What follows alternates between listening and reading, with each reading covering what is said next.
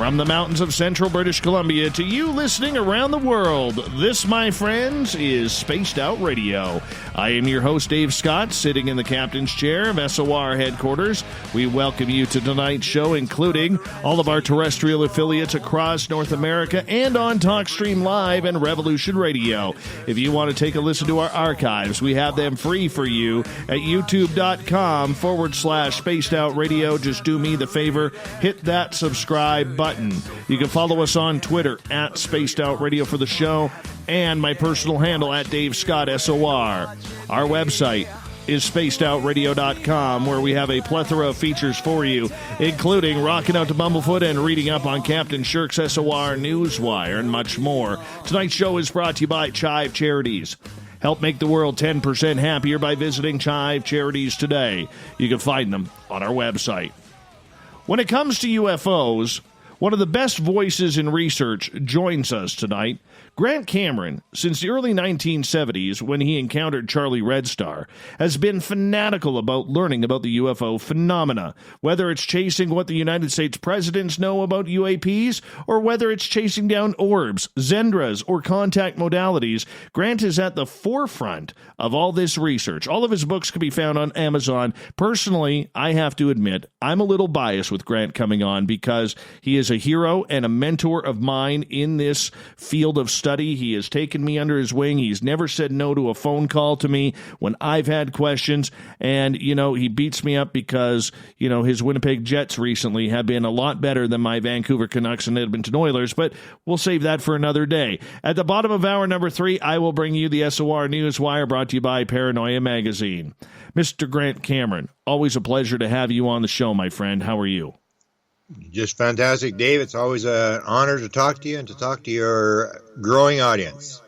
Absolutely, my friend. I mean, you've been with us a few years now when we were just teeny weeny small, and now here we are with, 6 radio stations and a lot of people tuning on in every night, and everybody knows Grant Cameron. What's that like being known in this field, man? What's it like being one of the top dogs in this field? I don't really pay any attention to, I never read anything I've written. I don't read anything, or see anything I've done. I don't listen to anything I do, and I don't watch comments on anything. So I really don't track it. I was just having a call with our friend Nicole, and we were talking about that is, a lot of the UFO community gets into, personality stuff. And I was saying to her, we've got to always remember that we've got so much material going on. You just do what you got to do and don't worry, because you can really get sucked into this thing about who's the Messiah and who's the bad guy. And a lot of ufology sort of gets sidetracked into doing this that's all they end up doing is trying to expose the bad guys and elevate themselves as the Messiah. So I guess it feels to me, I guess in reality is that I look at everything as you come into the world under the impression you came here to do something, and when you leave, you get asked the question, how did it work out? Because you're the one that planned it. And I sort of think that I've had a life that's pretty lucky in terms of looking at people who've got nothing or who have no country to live in or no money, and to work in this field where you're on the very leading edge of what is reality and what's really going on. I feel honored every day, and that's what I look at other fields, because you and I are both into hockey, and it's just nothing gets me more upset in hockey than hockey players who are making $5 million a year or whatever, who are into themselves, and they don't realize that they're so lucky, and that there's some guy making $10 an hour who takes his kid to one hockey game a year, and they really don't give they decide they're not going to play tonight or whatever. So I always feel almost like an NHL player that I was so lucky to get pulled into this game, because I think if you understand what's really going on, this is the biggest story of all times. Nothing will come close to the importance of this story if you understand the underlying factors behind ufology. I think the only story that could be bigger is if Jesus Christ himself came down from the heavens and said, "Hey, boys and girls, I'm back."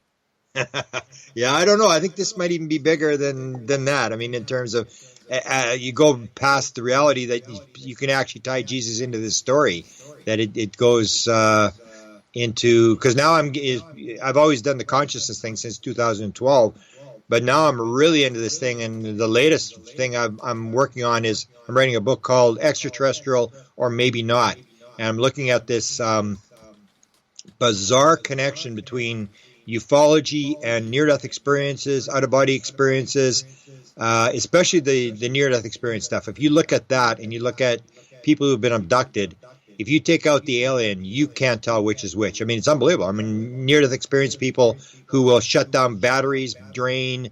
They have orbs, paranormal phenomena around them. They see ghosts.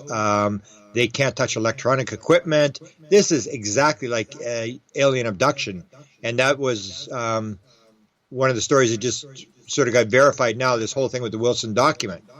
That now it's been confirmed by Eric Davis that it did come from the collection of the late Edgar Mitchell, Apollo 14 and 6 man to walk on the moon, which is where we said it came from. And people are saying, oh, we hoaxed it and all this kind of stuff. So it's been verified. And in that document, you see at the very end, this statement made that Admiral Wilson, who was the head of intelligence for Joint Chiefs of Staff, could not get a briefing, but this other guy did get a briefing.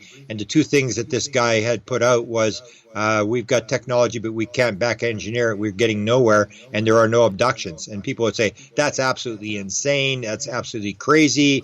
How could you possibly believe that? But Kit Green, the guy who's the stars, the guy who does the genetic stuff for this 8 guys that have been hired, I guess, by the Department of Defense to look at the MRIs and the DNA of experiencers, said this 12 years ago, no, 13 years ago, 2007 said this, there are no abductions. And I think I know what they may be getting at. There's another component to the UFO phenomena that people don't realize, this underlying aspect. And let me give you 2 examples.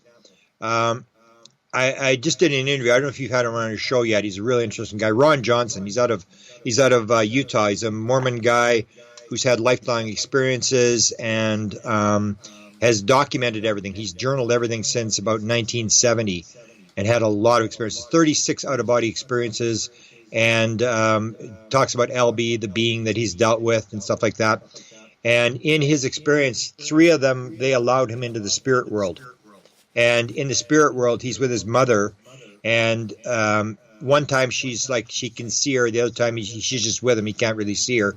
But she takes him to a building in the spirit world. And he said it looks like a little Mormon temple. And he said she would go into this building. And he said, and once I got in the building, he said it was really weird. It was 10 times the size inside the building as it was outside the building. And I go, oh, my God, that's what Chris Bledsoe said. That's exactly what Chris Bledsoe said about the flying saucer. Because I asked Chris Bledsoe, I have a collection of people who've flown the flying saucer. And when I heard Chris had flown the flying saucer, I said, Chris, I need you to tell me. Stop. Don't want you to tell me now. I'm going to get you on a taped interview. You tell me, you start from the beginning, go to the end. Tell me exactly how to fly a flying saucer. And it starts, I go in, and the craft's like 10 times the size inside as it is outside. And I look outside, and it's a little craft. I look inside, it's this big craft. It's exactly what Ron Johnson described in the spirit world.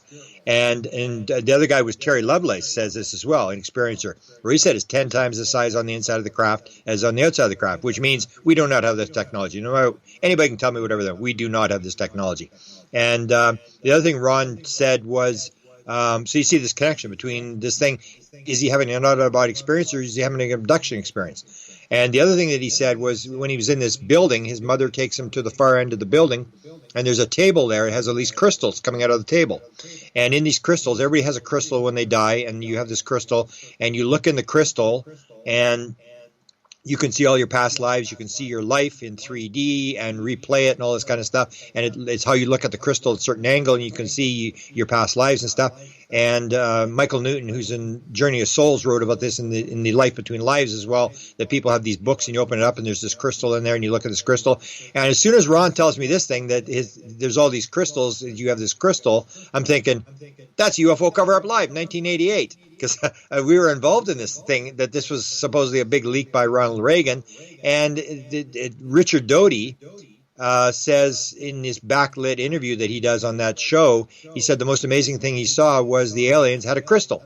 and that you looked at the crystal and you could see the history of the world. And that the rumor was in the 1980s, when this first came out, is that they had shown the crucifixion of Jesus Christ to the American government, that you could see it in this crystal. This is the same story. It's identical story about this crystal thing. And then you start to think, like, what's really going on here? Is this really, or are abductions actually taking place, or is this all, because a lot of experiencers will tell you, they took me astrally. They took me out and I was in a craft astrally. Or if you look at DMT experiments that were done in the 1990s, Strassman kept secret for many years the fact that half of the people who do the DMT experiment that he was doing had seen aliens or seen beings in their experience, and that 25% of them had the abduction experience. And these are people who had a 10-minute experience lying on a couch.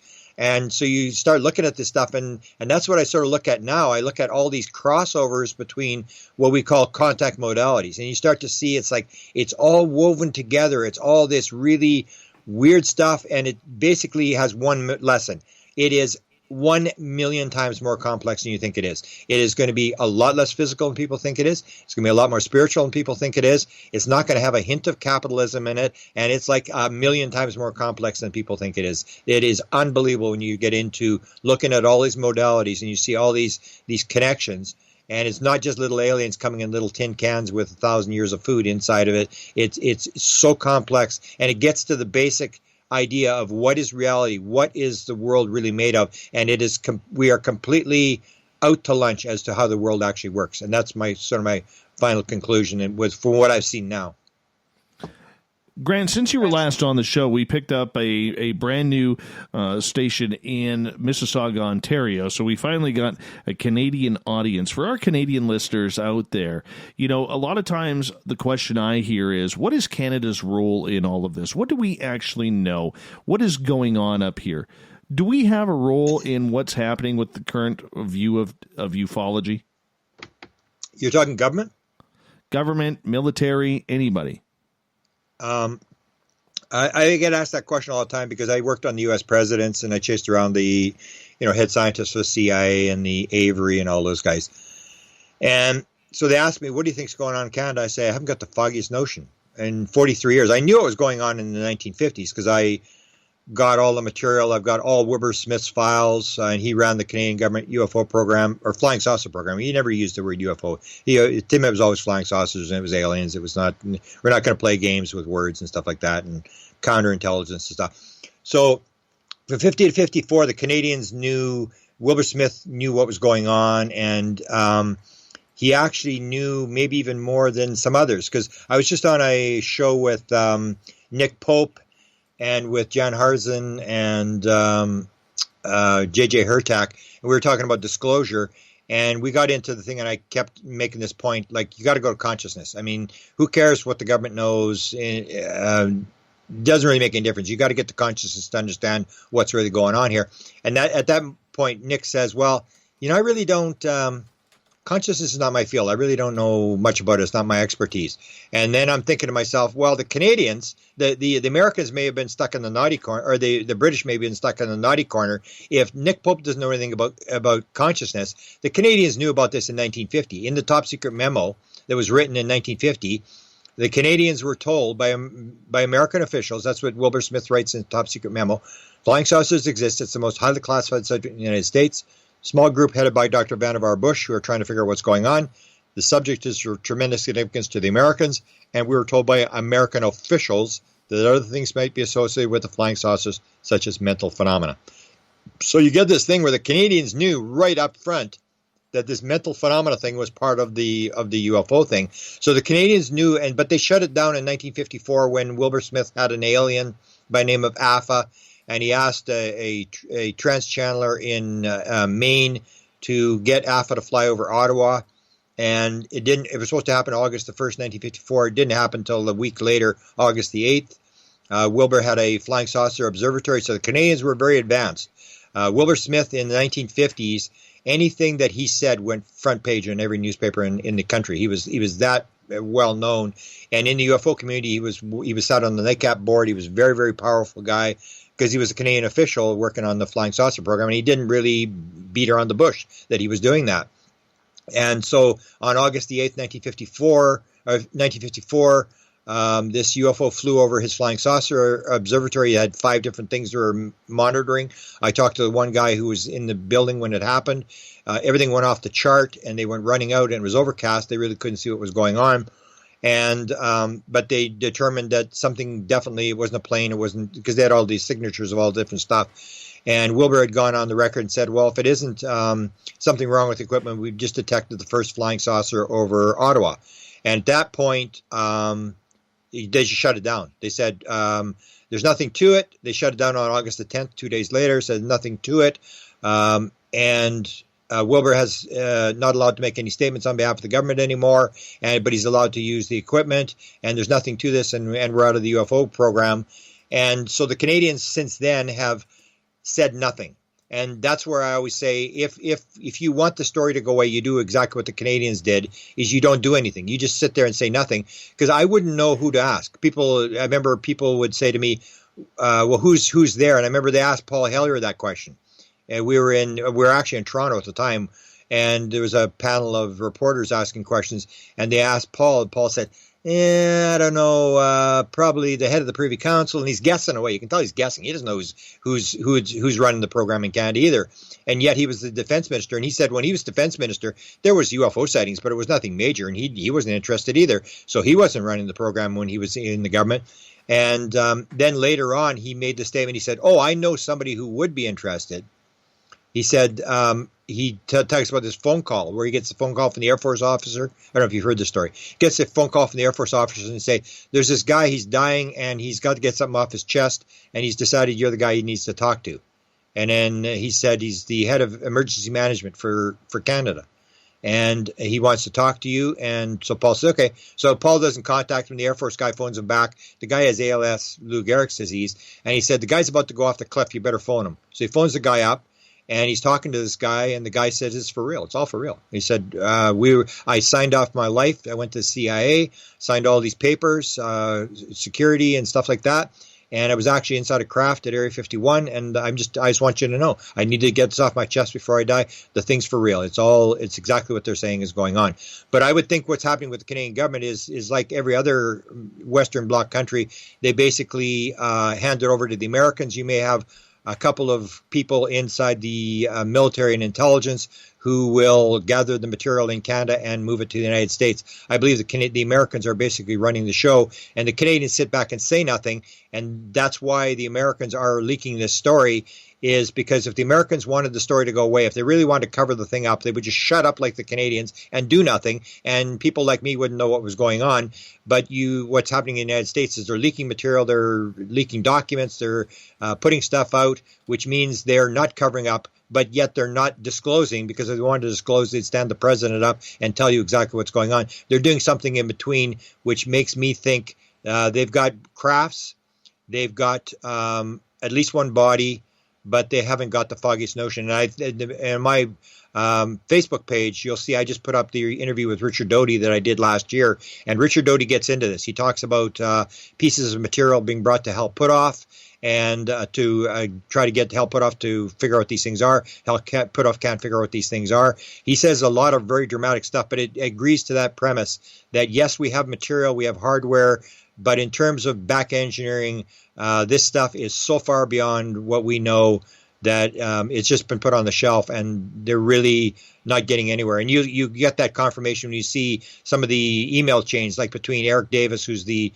chief scientist for Hal Puthoff, and Jacques Sarfati, where they're arguing about the mathematics for floating this piece of metal with the layered piece of metal. And I just say, I mean, if these two top scientists, physicists, are arguing about the mathematics about floating a little piece of metal, we ain't got nothing. I mean, if we're talking about floating a piece of metal, so that's my sort of conclusion. The Canadians, there may be somebody in there, but they really don't need the Canadians. They just we're almost like the military. We just salute and do what we're told. We got about 3.5 minutes here before we got to go to break at the bottom of the hour. Grant Cameron is our guest tonight. Grant, you mentioned Richard Doty, or Rick Doty, whatever he's going by these days. We've had him on this show. I've talked to him a couple of times as well. You know, there's a lot of people in this field who do not trust him because of what happened with Paul Benowitz and other things. There are other people who say that the dude is bang on. In 2.5 minutes here, how do we describe, what he's like. What's the real Rick Doty? Rick Doty is a guy who worked for the U.S. Air Force. And like everybody else, he just did what he was told to do. In one interview, and I'll have to try to look this up. In one interview, he actually identifies who was the guy who was giving the orders that he was reporting to. I mean, that's the whole thing. When he brings Linda Howe into the office, and what they're doing, it's the same thing.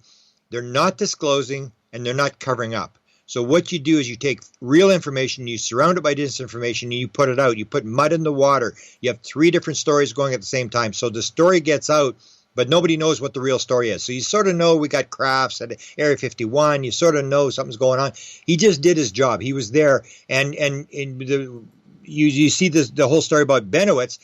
Benowitz was good friends with Doty. He was right till he died. He was good friends with Doty. Benowitz believed this. It's like they said, Benowitz didn't need any help, and everybody else was in it. And I always report the story, and nobody seems to want to believe that there was researchers involved in this. Well, J.Allen Hynek, according to Bill Moore, was the guy that went to Benowitz with the computer. It wasn't Richard Doty. It was J.Allen Hynek who went to Benowitz with this computer that they gave him and said, "Oh, this will track the aliens," and it was actually tracking him. So everybody was in the bag. Richard Doty, part of it is disinformation, and Benowitz had picked up on something, and if it happened to you or me, they have to shut him down. So he was believed in this alien stuff, and they just let him believe it, and they pushed it, whatever. Richard Doty was used by Hal Puthoff. That's all you need to know. Years ago, I knew that they were talking to Doty, that Kit Green was good friends with him, and I'm going, if he's this bad guy, why is Hal Puthoff dealing with him? Why is Kit Green dealing with him? And they would talk about him all the time. Eric Davis would say, oh, they're contacting Rick about this or whatever. And basically, if Hal Puthoff was using him, then he's got inside information. So he was doing counterintelligence and intelligence at the same time. But everybody's doing the same thing. You're not going to get a straight story. If you've got an intelligence officer, he can't tell you what's going on. They're putting out information, good information, bad information. And that's why I wrote the book called Managing Magic. That's what they're doing. They're managing a story. They're not really telling you the truth, and they're not really covering up. That's a lot in a short period of time, man. A lot in a short period of time. Grant, when we come back, I want to get into the Wilson files because you have played a major role in getting these out to the public, and the story has really taken a real turn on its own. But I get the feeling from hearing what I'm hearing that this story isn't even close to being over yet. Let's go and talk about the Wilson files when we get back, if you don't mind. Right on. Okay with that? Yeah, sure. Okay. Just making sure you were okay with that. Grant Cameron is our... I know. That's why I love you, my friend. That's why I love you. Grant Cameron is here tonight on Spaced Out Radio. His website, presidentialufo.com, if you want to check it on out. He's got a ton of books on Amazon as well. Literally, this guy is putting out a book about every 36 hours. So you could get yourself a brand new Grant Cameron book. Coming on up here, just go to Amazon. We'll be back with more Spaced Out Radio coming up right after this.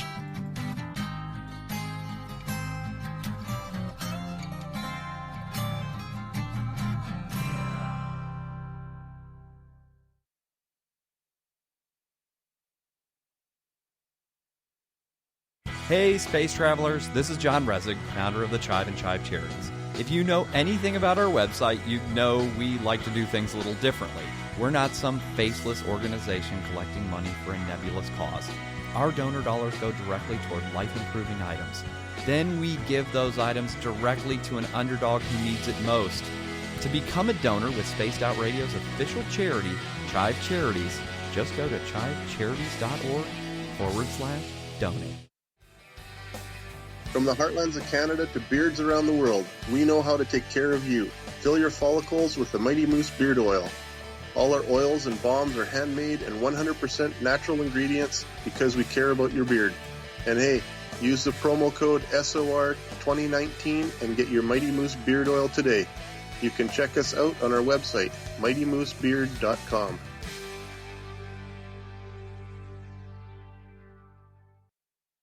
Hello, this is your guitar man, Ron Bumblefoot Thal, and I have to tell you, I love the response I get for Little Brother is Watching from Spaced Out Radio fans. It's amazing how music can inspire and make people think deeper about what's going on in the supernatural world.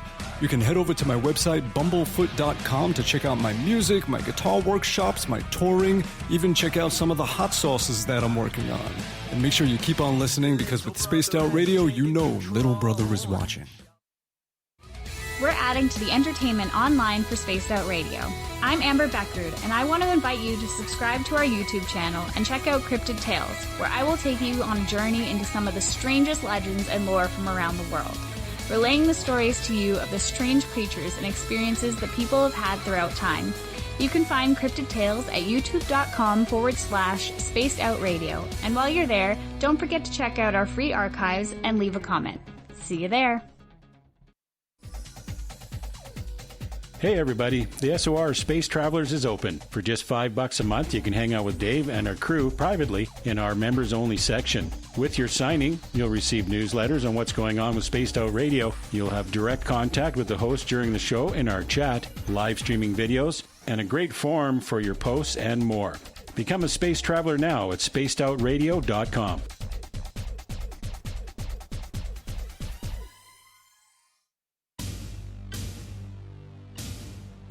You wanted new SOR gear, and now you can have it. The SOR Vault is fully stocked with t-shirts, hats, hoodies, mugs, and everything in between, with great logos for you to choose from. So head on over to spacedoutradio.com, click on the SOR Vault, and go shopping. Pricing is quite affordable, and you can look good representing your favorite show. So go to our website and pick up your new SOR wear at the SOR Vault today. If you like it hot, real hot, then heat up your meals with Bumblefoot hot sauce. Get your Bumblefoot hot sauce today. The sauce, Bumblicious, and the 4 million Scoville unit Bumble. We're going in hot, real hot, coming out even hotter. Keep the milk nearby and tantalize your taste buds tonight. Bumblefoot hot sauce, available now at kajans.com. Cold drinks, great food, and the best music in Vancouver. The Moose Vancouver is the place to be, open until 2 a.m. nightly. Everything on the menu starts at just $6.95. Who serves food that cheap anymore? At the Moose, you'll never know who you'll run into. Rock stars, actors, athletes. It's the place everyone wants to be. So join us at the Moose Vancouver, the official party bar of Spaced Out Radio. Hello, Space Travelers. It's me again, Carl. Don't forget to join the Space Travelers Club for just $5 a month and follow Spaced Out Radio on Twitter at Spaced Out Radio. Our Instagram, Dave Scott SOR. Our Facebook page is Spaced Out Radio Show. Our archives are free at youtube.com/Spaced Out Radio. Come woo it up with Spaced Out Radio today. Bye!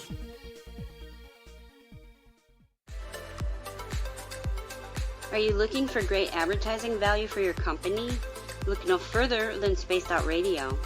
We have a multitude of places to get your name out there, including commercial ads during the show, special promotions, and banners on our website. Our audience is proven to support the companies that support our show. We can make your budget work for you. So for more information, please contact us at sales@spacedoutradio.com. At spacedoutradio.com, we are keeping you up to date on all the news with the SOR Newswire. Captain Shirk leads the team that is bringing you the news of the day and exclusive stories on everything paranormal and supernatural. It's free to read, it's updated daily, and it's right there for you. The SOR Newswire is a one-stop shop for the news of the day.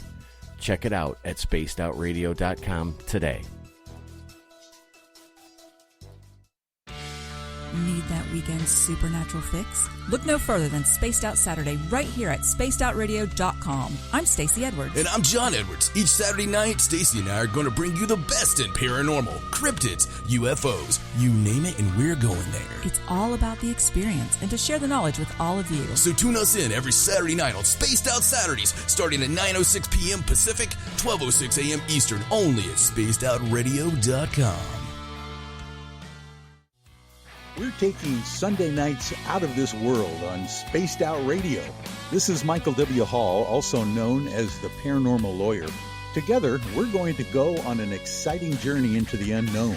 I'm going to bring you some of the best interviews in the paranormal and supernatural to start your new week off on a freaky note. So tune in to Spaced Out Sundays with me, Michael W. Hall, only on spacedoutradio.com.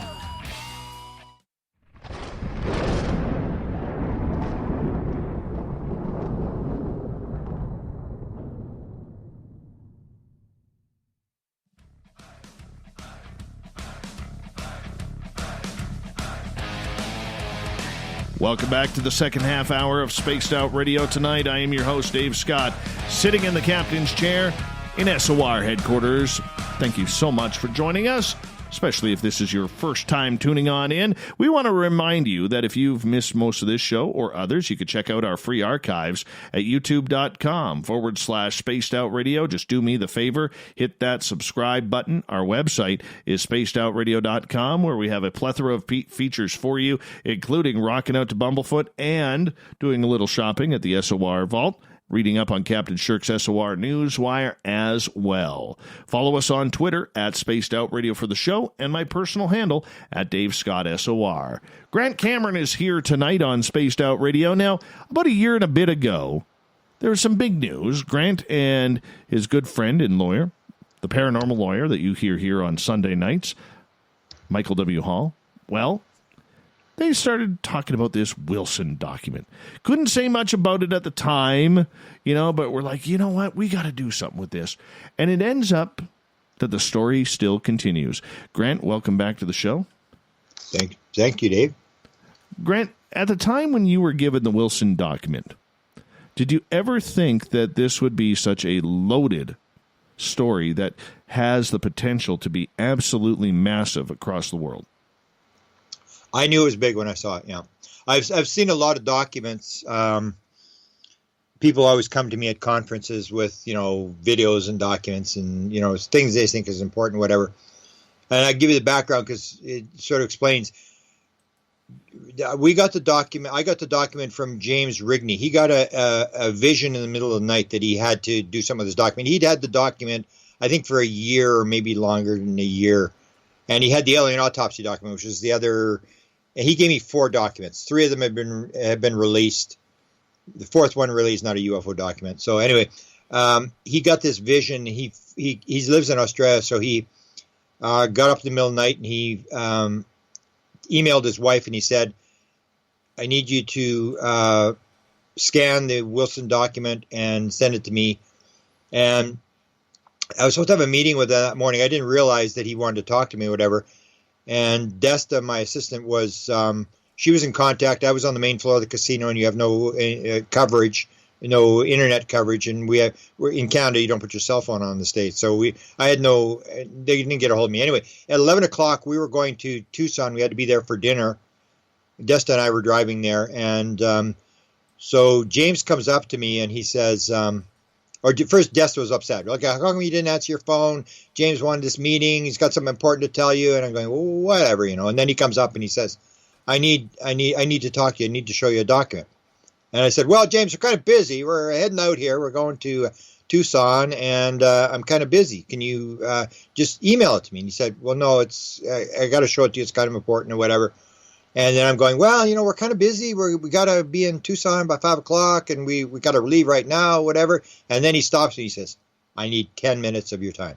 I said, okay, whatever. And so it's like the old thing. It's like he pulls out this little iPad. He's got these documents on this iPad.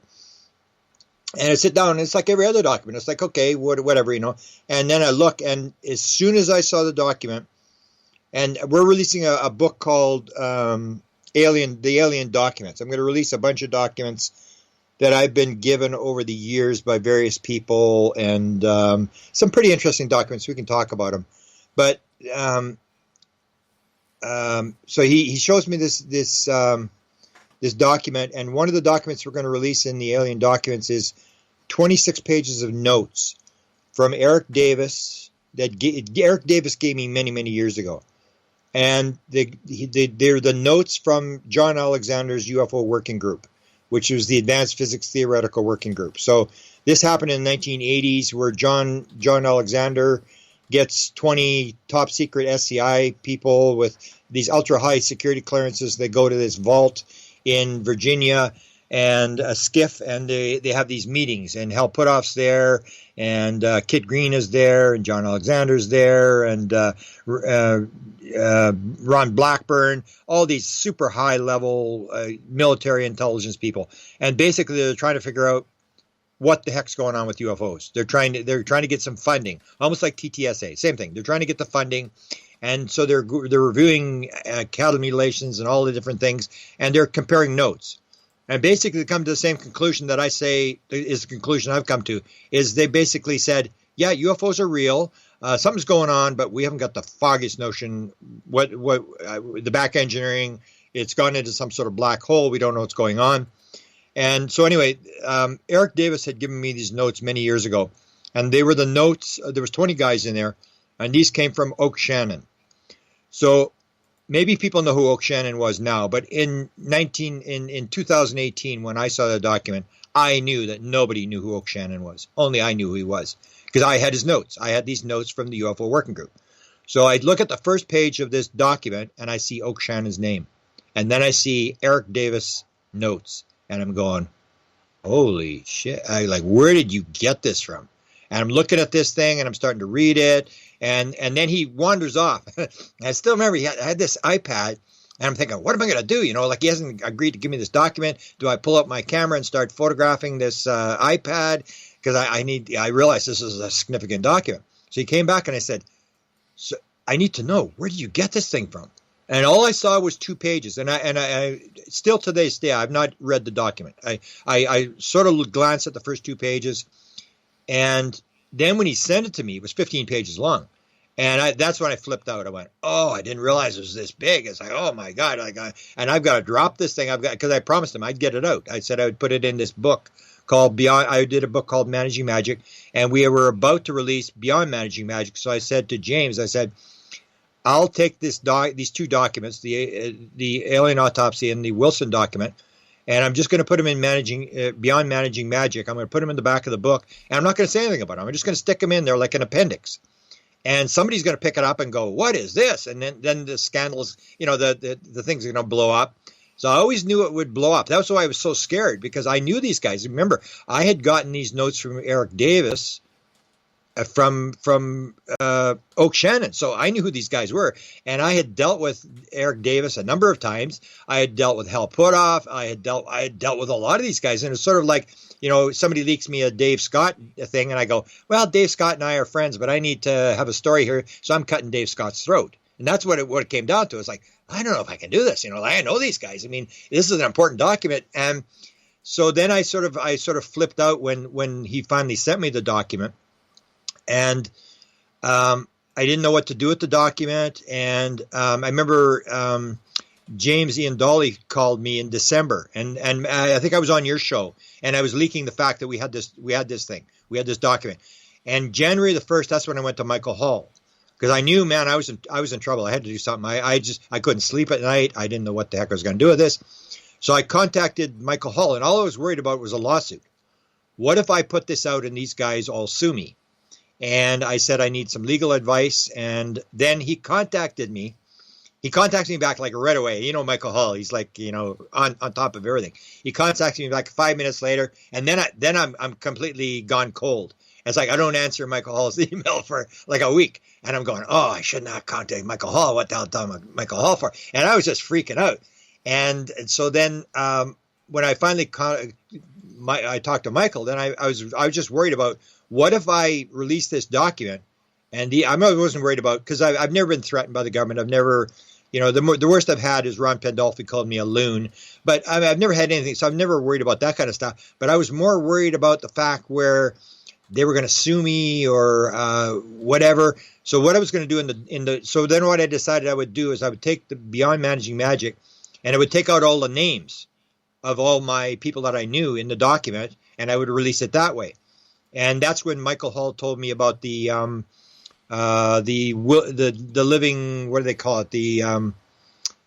What did we sign? We had a lawyer there and everything. A trust thing where if I die, I gave Michael maybe 40 pages of material, maybe more, 50 pages of material that if I die, it drops day after. So if I ever die, everybody will watch the internet next day, because Michael Hall, and I even said to Michael Hall, because he's older than I am, I said, okay, Michael, okay, so I signed this thing, and the minute I die, you drop all this stuff on the internet, because he's a lawyer. He can say, he doesn't have to say where it's coming from.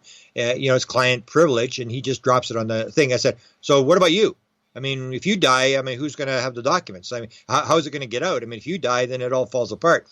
And so we had this thing, and we went to L.A., and he brought in somebody to sign, and we had legal documents, and I did this trust document where I put all this stuff, the stuff that had been leaked to me over the years, because that's what I believe. I mean, I'm doing the Stanton Friedman files, and I'm not that I was into Stanton Friedman or anything, but I thought I'm so interested. It's like when you go to a like discovering King Tut's tomb. Like I'm going into there, and here's all Stanton's files. And I know with me and probably with you, you've got a lot of stories. You've written them down somehow. They're in your files, but you've never told anybody. And it's like your deepest, darkest secrets are in there. And I figured, man, I'm going to Stanton's files. There's got to be something in Stanton's files where he talked about MJ-12, or someone gave him a piece of metal. And there is a piece of metal. Somebody gave him a piece of the Roswell craft that's at the archives. And so that kind of stuff is what you're looking for. So that's why I said to Michael that, all this stuff would drop in the Wilson document. The alien autopsy document was in there. These notes from Oak Shannon were there. There was a bunch of stuff that would all come out. And then what happened was Michael was editing, and we had problems with the book, with the editing. We lost all the footnotes, and there was a delay, and then there was a bunch of stuff happening, and I couldn't keep up with all the story and stuff. And then I decided, no, I'm not going to drop the thing. So James said to me, he said, well, what are you going to do? And I said, well, I can't do it, James. I said, this is your document, man. You got to drop this thing, not me, man. You've got anonymity. Everybody, like Dave Scott knows I've got it now. I told Jimmy Church. Everybody was after me. Everybody knew I had this document. And I said, you got to drop it, man. And then he said, well, I think I'll send it to James Fox. I go, James Fox ain't going to do nothing with this document. James Fox is a documentary guy. He's not going to do anything with this document. I said, you got to drop it to somebody who doesn't care, who doesn't know these people, number one, and doesn't really care about dropping the document. I even suggested I think, send it to Dave Scott. And he really didn't do anything. And then what happened was I was still worried. It went on for months. I couldn't sleep. I was just really having a bad time. And then I decided, well, I'm a disclosure guy, so, I can't drop it, but anybody wants the document, I'll give you the document. So people would ask me, and they'd say, what's new? And I'd say, I got this document. It's really, I can't drop this thing, but and I had this one guy, and he had actually had a connection to the Stars, and he had the connection to Joe Firmage. So he contacted me, and it was nothing to do with this. He was interested in, he was an experiencer, and he had all this kind of stuff going on. And he had a friend of his who was a guy in Defense Intelligence, where Elizondo is, at the Pentagon. And so he contacts me, and he's saying to me, what's new? And we're talking about different stuff. And I said, look at this document, man. These two documents, and I don't know what to do with them. And it's driving me nuts, and I wanted to leak them, and I don't know what to do with them. And he said, well, show them to me. And so I said, sure. So I gave him the document. And then he says, well, why don't you just drop it? And I said, well, I know these guys. It's a tough position I'm in. And then he said, leave it with us. And then he said, Grant, your audio has really gotten choppy there as soon as you started that. Call me on the phone. I will call you on your phone. We'll be getting Grant here back momentarily here because, we kind of need some clear audio here. So let's get Grant back here just momentarily. So his internet signal seemed to have died off there for a quick second, but we're getting into some good juice here. Very, very good juice. And that's one thing that we always got to enjoy about Grant is he's always filled with that kind of information. So we'll get Grant back here momentarily on Spaced Out Radio. All right. Yes. We got that wasn't the government. That wasn't the government. That's my computer. I've got something, either a drive or something that's happened maybe once every week or every 2 weeks. But it's not the government. Don't worry. Are you sure? Because it's a lot more fun when it is the government. Conspiracy porn. That's the big thing these days, conspiracy porn. So what was Absolutely. I sorry, I was talking Well, about the, you were talking about firmage. You were talking about the fact that you were going to potentially be sued, and then what to do, who's going to drop the documents of the Wilson documents, how do you get it out there? And you just said, screw it, I'll do it myself. Well, no, this guy came to me and he said, I said at that point, I said, well, I can't drop it, but anybody who wants to see it, because James asked me for the document. I said no, and then I'm thinking to myself, I'm doing the same thing as everybody else. I'm covering up. Like, why would I cover up? I mean, I can't drop it, so give it to somebody and maybe they'll drop it. So this guy contacted me, and he had this guy in the Pentagon, and he said the guy in the Pentagon says, well, you just put it on Reddit, and it'll circulate there. So then, but he got the document, and then he said to me, he was in Chicago. He phones me from Chicago in an elevator, and he says, oh, I think that document that you had, I think it's on the internet now. And I go, oh, okay. So I'm pretty sure he's the one that dropped it. I'm not 100% sure. And then he asked me for the alien autopsy thing. I think they dropped that thing as well. But the thing was, most people don't realize it sat on the internet for months. And Jimmy Church had a copy. It had been sent to him by I don't know. I'm not sure who sent it to him, but he wouldn't open it because it was a link, and he thought it was a scam, so he didn't open the document. And same with Richard Dolan didn't see it, but when Richard Dolan saw it, he had seen the document. He had seen the first 2 pages. He had been shown it by one of the people in the document. He had been shown its first 2 pages, so he knew it was for real. And he actually phones up a guy who showed it to him, and he said, oh. He said, you know the document you showed me, the first 2 pages? And he was actually on Jimmy Church's show about 6 months before he went public with the document. And on the Jimmy Church show, Jimmy Church says to me, you ever seen a document, Richard, where you're not allowed to release it or talk about it or whatever? And Richard said, yeah, I saw a document like that one time. And he starts describing this document, and I got a phone call from James Rigney, and he said, did you give the document to Dolan? I said, no, I didn't. He said, he's on Jimmy Church talking about it. I said, no, he's not. He said, yeah, he is. I went, and sure enough. And I'm thinking, oh, my God, he's talking about the document. And I'm thinking, maybe I did send it to him. And I was confused, but he'd been shown pages. So what he does is when he got the document, when he saw the document, that's why he said it was the leak of the century, because he'd already seen it. He'd seen the first 2 pages. And then he had the 15 pages. So then he phones up the person, and he says, you know that document you showed me 10 years ago? And the guy said, yeah. He said, I got the whole document. And then the guy says, oh, I guess the toothpaste is out of the tube. So Dolan and I knew right from the I mean, it doesn't matter. All these people were doing radio shows about the conspiracy, and we scammed and we faked the document or whatever. And Richard and I made an agreement. We just sit back. We're not going to talk to anybody. We're not going to do any interviews with anybody. Let them talk about whatever they want. Nothing's going to make this document go away. We know it's a document that came out of Edgar Mitchell's files. And that's what it was. It was just simply the documents that Edgar Mitchell had been on the board of NIDS. And Eric Davis was on NIDS, and they were contacting me. When NIDS was going, they were talking to me about the whole Air Space film. That was one of the projects they were working on. So Bigelow was just a guy who had a lot of money, who would bring in guys like Kit Green and Help It Off, and all these people. John Alexander was running the thing, and they were bringing in near-death experience people and stuff. And he was just trying to get the answer to certain questions, and he could afford to bring these people in. And when you're getting paid thousands of dollars a day per diem, well, you got to produce stuff. So they would, he'd pick the brains of all these very smart people who had intelligence backgrounds and stuff. And one of the things that we're working on was the Wilson thing, because it happened in 97. I was involved. Richard was involved. Juliana Marakovic was involved. Billy Cox was involved when that first story, when Stephen Greer and Mitchell and Will Miller, who's in the Wilson leak document. Will Miller is the advisor, military advisor to Stephen Greer. He gets a meeting for them with Admiral Wilson at the Pentagon. And they walk in there and they do the briefing, and Wilson's upset. I don't know what the hell's going on. I should be running this program. They show him this document that's actually in Beyond Managing Magic. I showed the actual document they showed him. And he said, I should be running this program. And he phones up the guy, and the lawyer just said, sorry, sir, you're not in a need to know, and it slammed the phone down on him. And he's the head of intelligence. He's the head intelligence guy in the United States. So that's how the story starts. So Bigelow sends in Eric Davis, I guess through Will Miller, sets up the meeting again with Admiral Wilson, and Eric Davis interviews him. That's what the Wilson thing is. It's just his notes from this interview, and it's a report to Bob Bigelow.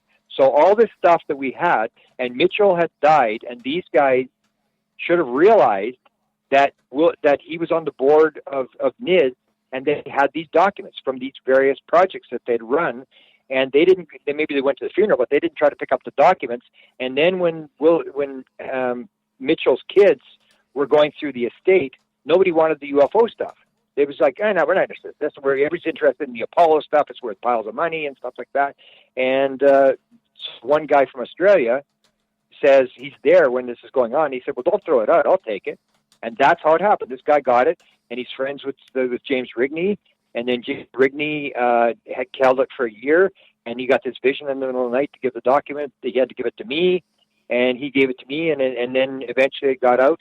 And then I released, this other guy released the alien autopsy document, and then the scandal started. We scammed this all. It's not true. They're fake documents or whatever. And then I put out the third document, which was Bigelow inviting Edgar Mitchell to all these NIDS meetings. They had 6 meetings a year on the board and what they were doing. I leaked that document to prove that it was coming from the Mitchell files. And then the conspiracy stuff still went on about, it was all hoax and whatever. And now the first thing that happened was Hal Puthoff gives this speech in February of this year where he says, my assistant, Eric Davis, had a meeting with Admiral Wilson. So he confirms there was a meeting, that they actually did meet together. And then in this, the interview that's just now coming out, it's been held back, the actual part where he talks about it, but it's the New York Post does a series of articles. And so the interviews from November of last year, they interview Eric Davis, and they're talking about To the Stars and the ASAP and the ATIP program, and is he a contractor? And he goes through the whole thing about how it all works and stuff like that. And they pulled this part about Wilson. So he asked him about Wilson. He said, oh, so what about the Wilson leak document? And Eric was right in the camera. He said, I'm not talking about it. And he said, well, you're all over this thing, man. It's like all over the place. And he said, yeah, I know that. I mean, it's in Edgar Mitchell's files. Big deal. I'm not going to make any comment on it. So he basically confirms the exact story that we told. It's from Edgar Mitchell's files. It's no big deal. It's these files. It's not classified. It's just Eric Davis's notes to Bob Bigelow. They sent him out on this project, and that's what the alien autopsy document is.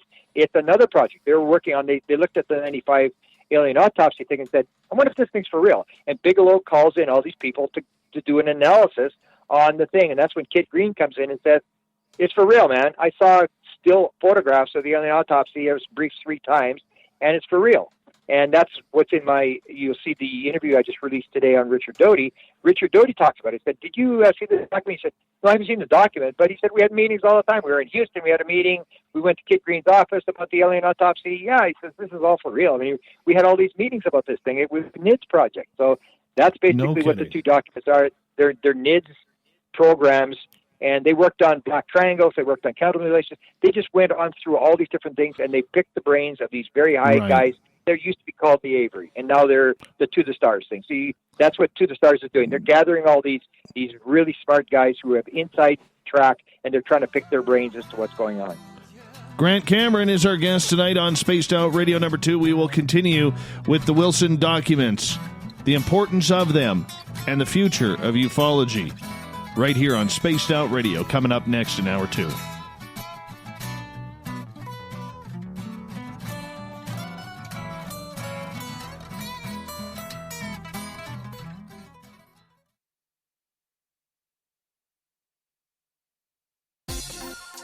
For the price of 1 cup of coffee a month, you can become an SOR Space Traveler. The Space Travelers Club is a place where you can interact with other listeners, either live during the show or on our great forum. We want your stories, pictures, comments, and ideas. You'll get live video streams, exclusive content, and be a part of our newsletter. Stay in touch with everything SOR. The Space Travelers Club is just $5 a month at spacedoutradio.com.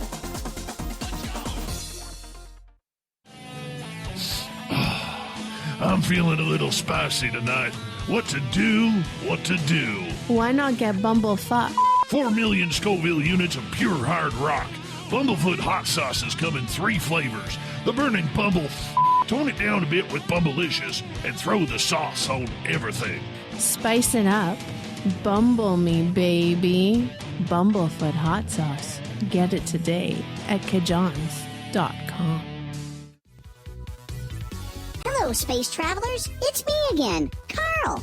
Don't forget to join the Space Travelers Club for just $5 a month and follow Spaced Out Radio on Twitter at Spaced Out Radio. Our Instagram, Dave Scott SOR. Our Facebook page is Spaced Out Radio Show. Our archives are free at youtube.com/Spaced Out Radio. Come woo it up with Spaced Out Radio today. Bye!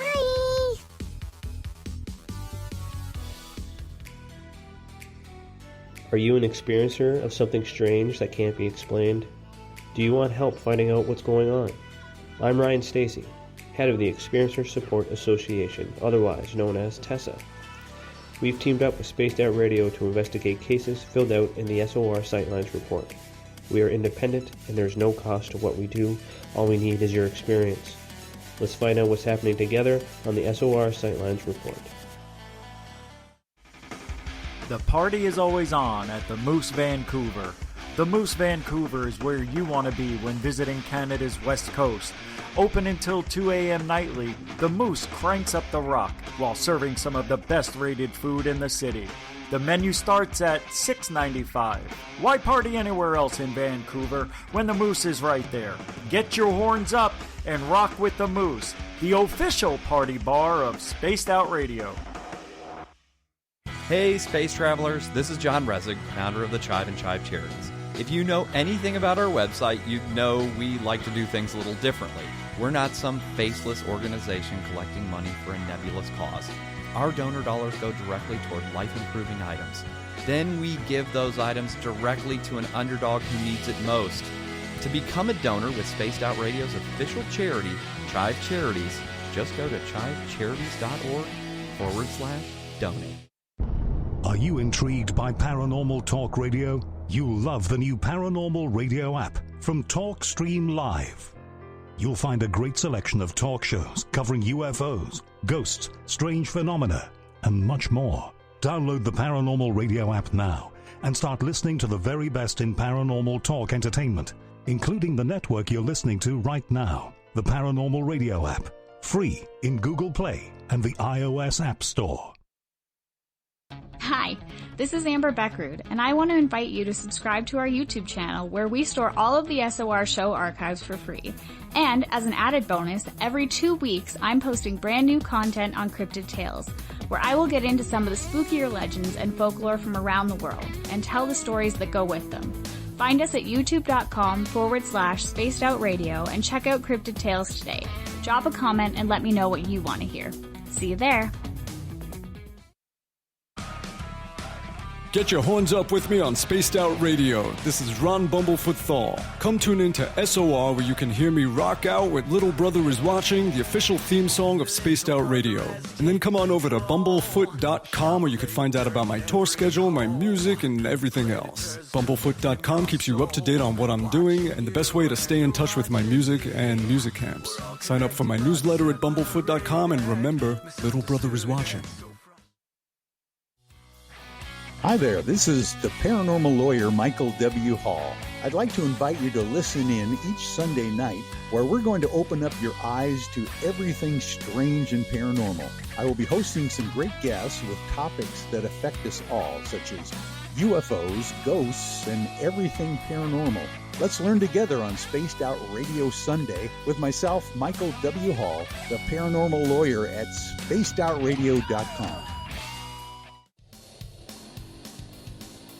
We all know on Spaced Out Radio we love a good beard and mustache, so why not take care of your facial hair with Mighty Moose Beard Oil? Made in Canada, we're taking care of beards and stashes around the world. We use 100% natural ingredients with our oils and balms to make your whiskers feel silky smooth. Use promo code SOR2019 at MightyMooseBeard.com today.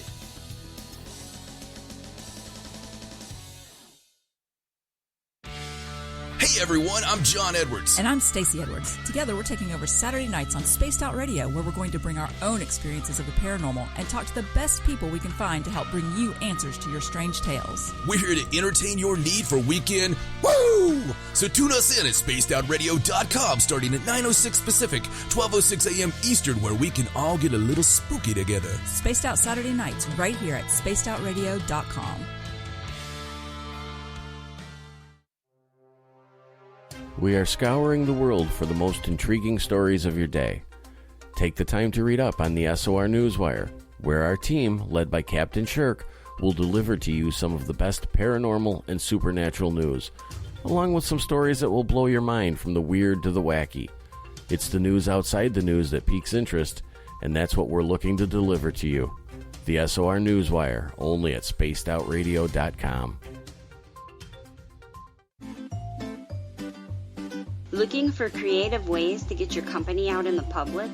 How about advertising on Spaced Out Radio? Our sales department is waiting to hear from you, and we can work around any budget. From commercial spots to banners to special promotions, there are many opportunities to get your name and product out to our SOR listeners.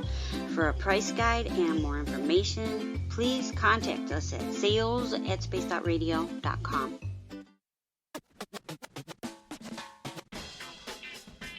The SOR Vault is open for business, and do we have some cool swag for you to pick up? All you have to do is head over to our website and click on the SOR Vault. You have a variety of cool logos to choose from, and put them on anything you want. T-shirts, hoodies, hats, coffee mugs, you name it, we can get it to you. So do your shopping by supporting the store you love. Get your Spaced Out Radio swag at the SOR Vault today.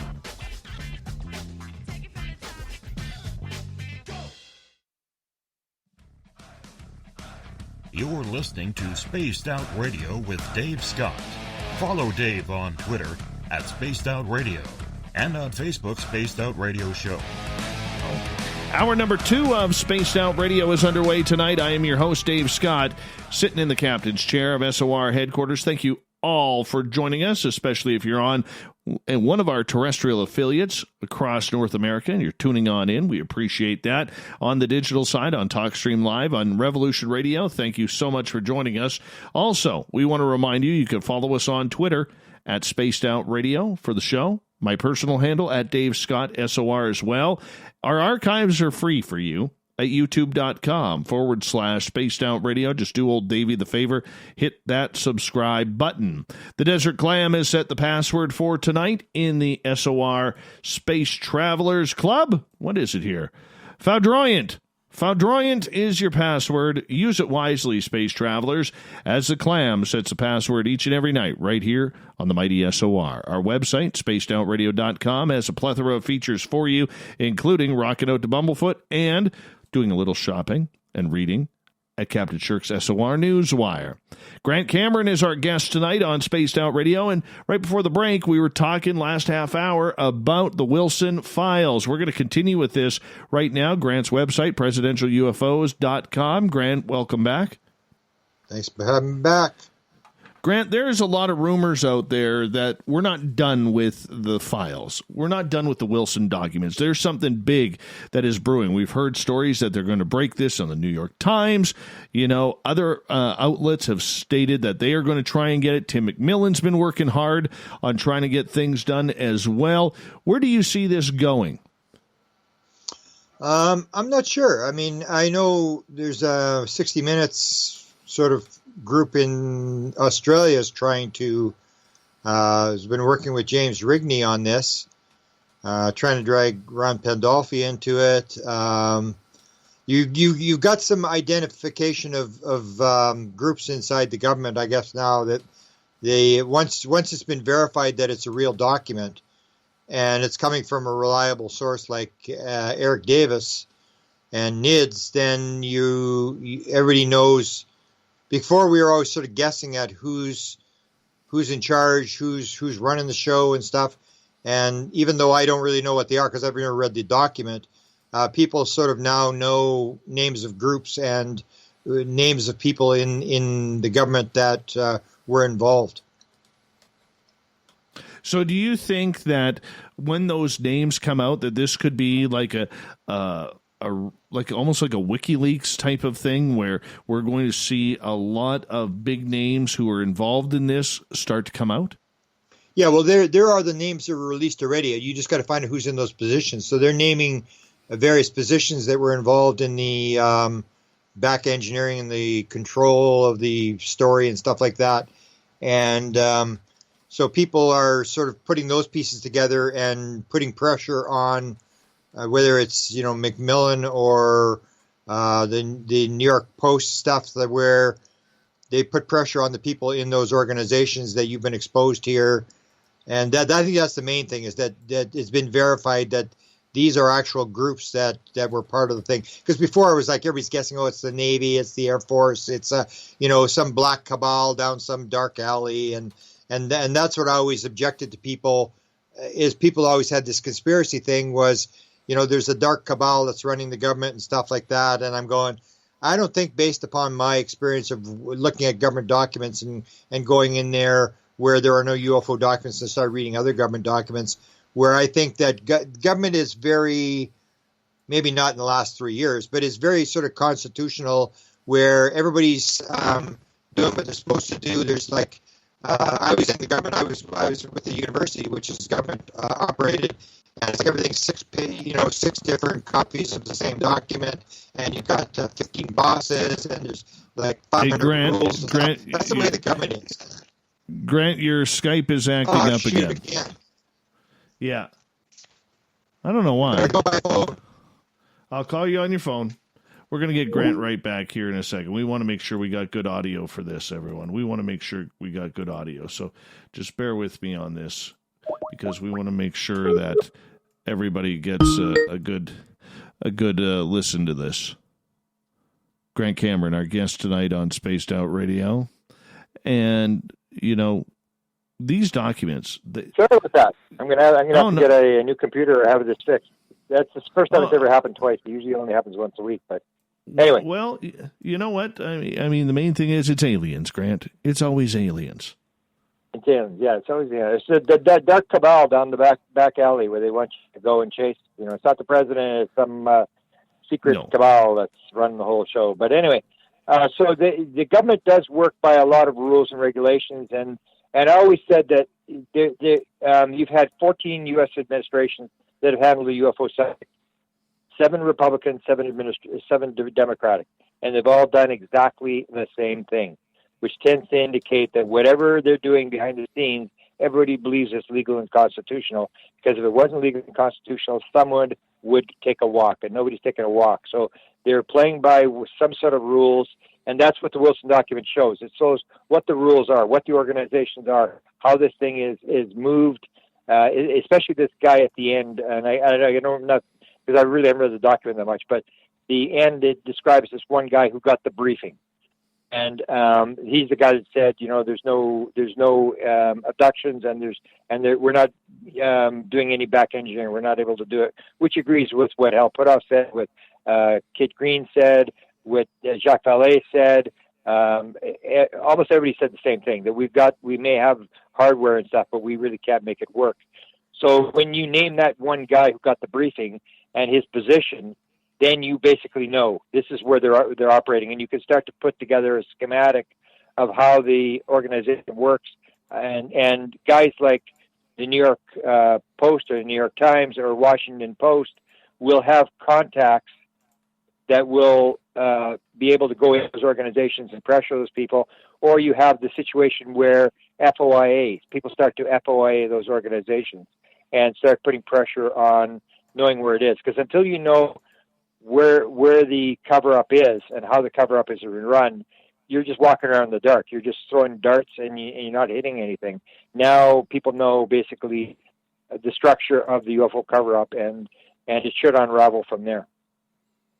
Grant, for people who may not understand, why these documents are important, what is the purpose of them? Why are they extremely important to the field of ufology and where it's going and where it was? Well, I worked on these guys. These guys are known as the Averys. So Eric Davis, the guy who wrote the document, was the chief scientist for NIDS. So when Bigelow brought in piles and piles of experts on various subjects, paranormal subjects, spent millions of dollars on this. Eric Davis was his chief scientist, and then Eric Davis went to become the chief scientist for Hal Puthoff, who is undoubtedly, to me, is the guy probably with the best information on what the black budget programs are in terms of UFOs. Whatever they are, Hal Puthoff will know. He's the guy, the go-to man. Between him and Kit Green, who's been involved, he's in this Avery as well. These guys have held top secret SCI clearances since about 1970. They perhaps held top secret security clearances, SCI security clearances in the United States. They're very, very powerful people. They're not, guys off the street. And so I've always talked about these Avery guys, and now everybody's sort of come and got religious about this thing now, about, Bob Bigelow and all these guys that work for Bob Bigelow and Hal Puthoff and Eric Davis and, John Alexander and Kit Green. Well, I was talking about these guys in 1989. I said, you should pay attention to these guys. It was called the Avery, and it was Bill Moore was doing it in the 1980s. So Bill Moore had all these guys, and basically it was the same thing as the Tom DeLonge. They'd gone to Bill Moore and said, the guy knows who you're talking about. We're here from the government, and there were people in the government who wanted this stuff out.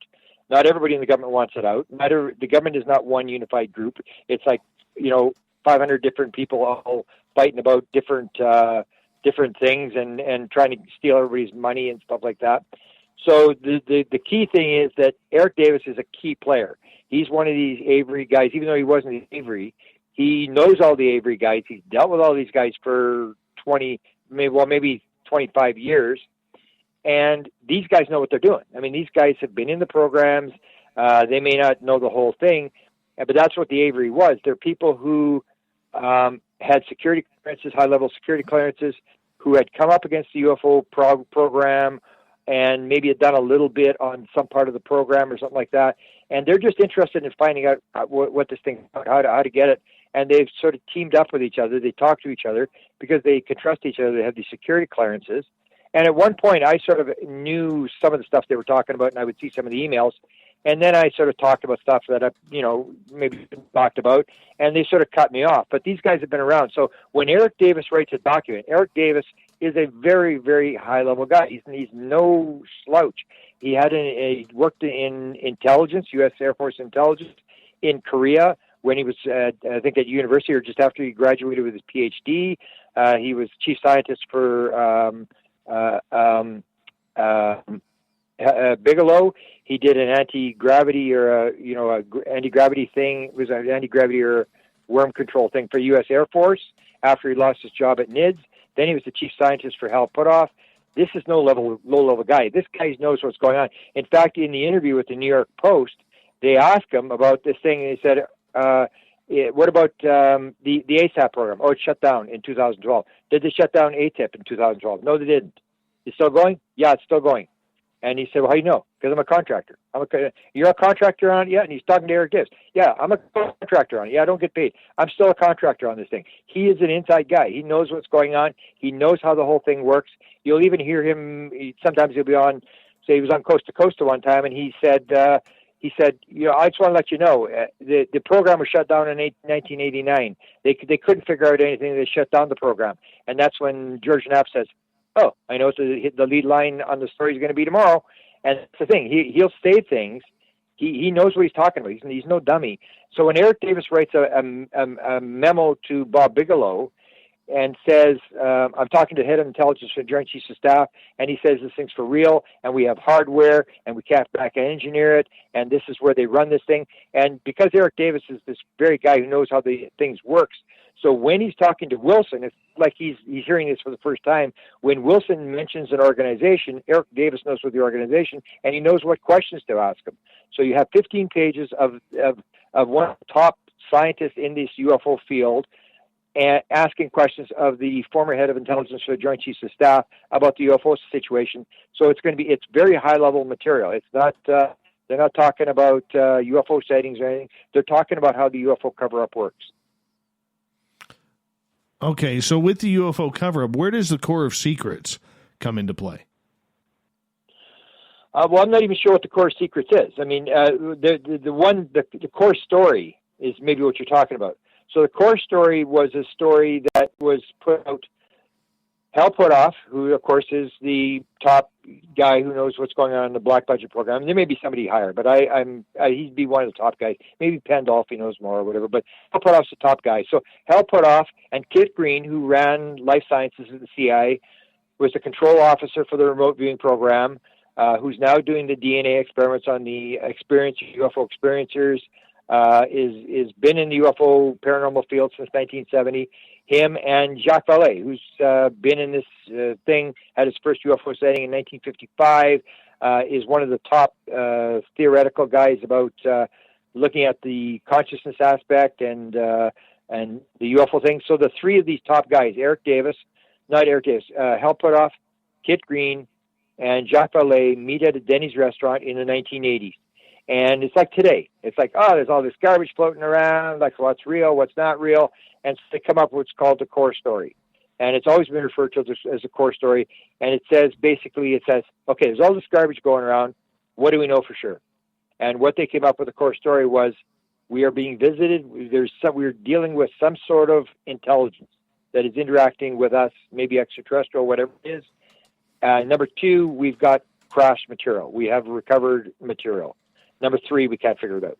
And that became known as the core story. And you'll hear that through the Pandolfi thing, where people talk about the core story. And Pandolfi actually agrees with that story. He says UFOs are real, and everything else is a techno scam. These people are all just scamming people for money and trying to get budget money and stuff like that. And we really don't understand it all that well. So that's the core story. But here it's more intricate. That if you look at Tom DeLonge talks about going to. He gets dragged into Lockheed Skunk Works. I think they set him up where they bring him into this barbecue where he introduces the president, and then they invite him to a skiff. I mean, he's a rock star, and he gets invited to a top secret Lockheed skiff, and he meets three top guys. It probably Justice was probably in the room. The head scientist was there, and later Robert Weiss from Lockheed comes in, and they're talking about UFOs, and that's when they make the plan. Where he says, you guys aren't getting the story out, you're messing it all up, I can get the story out to the young people, whatever. And the one guy says, yeah, this might actually work. And then Robert Weiss comes out, and that's when they talk about consciousness. And as soon as he mentions consciousness, the head scientist says, now you're talking, and he wants to talk for 45 minutes about consciousness. So they set up Tom DeLonge, they move him out, the same as with Bill Moore. They set him up with these two guys outside the Pentagon, these intelligence guys. They set him up with the guy in NASA. They said they sent him to Ames. Then they sent him to this McKay, this general at Space Command. And then he eventually gets with McCaslin, the two-star general at Wright-Patterson, who ran the lab where they took the Roswell stuff. And he starts helping them, and they to build this whole group of people. But there is this group of people that's always been around. Like high-level guys like Kit Green and John Alexander, all these guys that have been putting this stuff out. So it's an extremely important story, the Wilson thing, because it points out that it was all for real. It was always for real. That Stephen Greer, everybody else, nobody was making up stories. They were all telling the truth, and we now know the actual identity of some of the people and the organizations. And once you know what the organizations are, then you can sort of start to dig. And because it was written by Eric Davis, if it was written by anybody else, it wouldn't have meant anything. But Eric Davis was a guy who was very, very in the know. And I would say, except for when he starts talking about, the Nimitz, where the UFOs were interfering with the military stuff, that's total garbage. Other than that, I would take anything that Eric Davis says, take it to the bank. This guy is he's an experiencer. He had a UFO experience when he was graduating in his graduation party. That's why he had so much happen at Skinwalker Ranch. When he went there, it was happening around him. He's like same as Gary Nolan's an experiencer, Jim Semivan's an experiencer, Jacques Vallée's an experiencer. Most of these people are experiencers who have had an experience and can't get out of the rabbit hole, and they're trying to figure it out. And so Eric Davis is very interested. He's a very, very smart guy, and he knows the some of the stuff that I'll drop will be more stuff about. When I die, when this stuff finally comes out, you'll see some more stuff. Eric Davis is a key player that knows what's going on. So you should pay a lot of attention to anything Eric Davis says or writes. And he doesn't BS around. He doesn't. If he doesn't want to talk about something, he'll say, "I can't talk about that. I'm not talking about it." But he basically talks about as much as he can, and I don't think he lies. He basically is a straight shooter in what he says. We got about 3.5 minutes before we got to go to break here at the bottom of the hour. And Lee is asking in our chat room, who does the document verification process, or what is the documentation verification process? In terms of what? I mean, the Wilson document? Or yes. I don't know what documents he's talking about. Because there's not going to be any verification. Well, the verification of the Wilson document, because they're saying, it didn't come from Mitchell's files, and now Eric Davis, who wrote the document, says it came from the Mitchell files. So that confirms it's from the Mitchell files. And the other part was Hal Puthoff said that Eric Davis had the meeting. So what's in the document is basically Eric Davis having a meeting with the head of intelligence for Joint Chief, former head of intelligence for Joint Chiefs of Staff, in the back of a car behind the EG&G. So that part of the story is true. That's all you really need to know. It's not a top secret document. It's not a government document. This is what people have to realize. It's just a document from NIDS, a report to NIDS, to Bob Bigelow, who's paying the bills, and the reason it was in Mitchell's files, because Mitchell was on the board of NIDS. So he had all the reports that were coming in to Bob Bigelow, and I thought there was more, but there may not be any more documents. There had to be other reports, like on the Black Triangles, on Catholic relations. They did the Holloman Air Force Base film. They did hardware. They even came to me recently about hardware, about the Canadian hardware. What did the Canadians work on in terms of hardware? And that's the thing, is Bob Bigelow had the money, he had the interest, and he first started with near-death experiences, where I'm going. When he first started NIDS, the first meeting, he said, we're going to work on life after death, life after death, and UFOs. And the one scientist said, "Are you kidding me? Why don't we just do Sasquatch and ESP?" And he couldn't believe that he was saying this, because Bigelow's kid died and his grandson died at a very young age, and he's fascinated with life after death. He put $3.7 million into the University of Las Vegas, Nevada, into consciousness studies.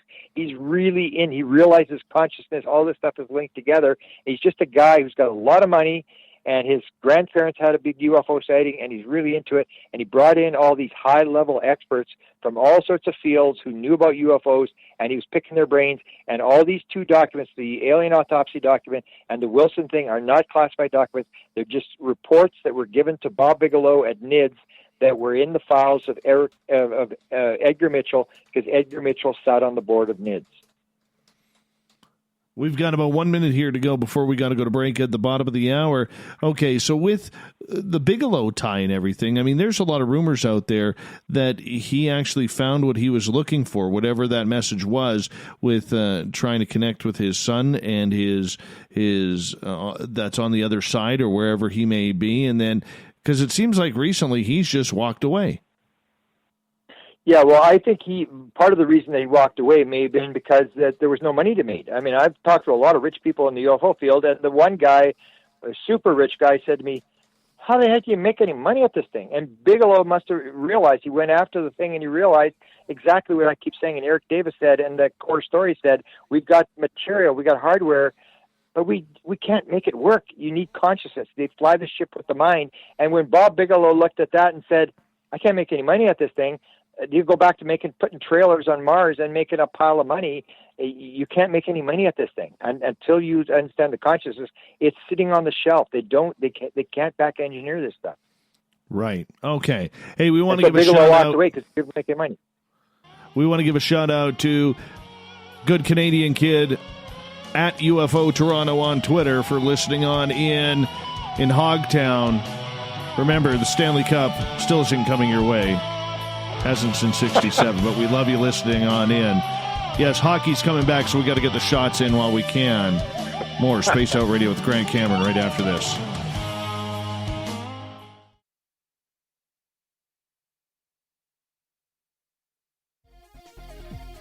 Hello, space travelers. It's me again, Carl.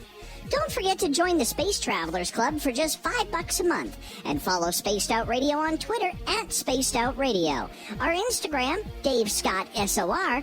Our Facebook page is Spaced Out Radio Show. Our archives are free at youtube.com/Spaced Out Radio. Come woo it up with Spaced Out Radio today. Bye! Hey, space travelers, this is John Resig, founder of the Chive and Chive Charities. If you know anything about our website, you know we like to do things a little differently.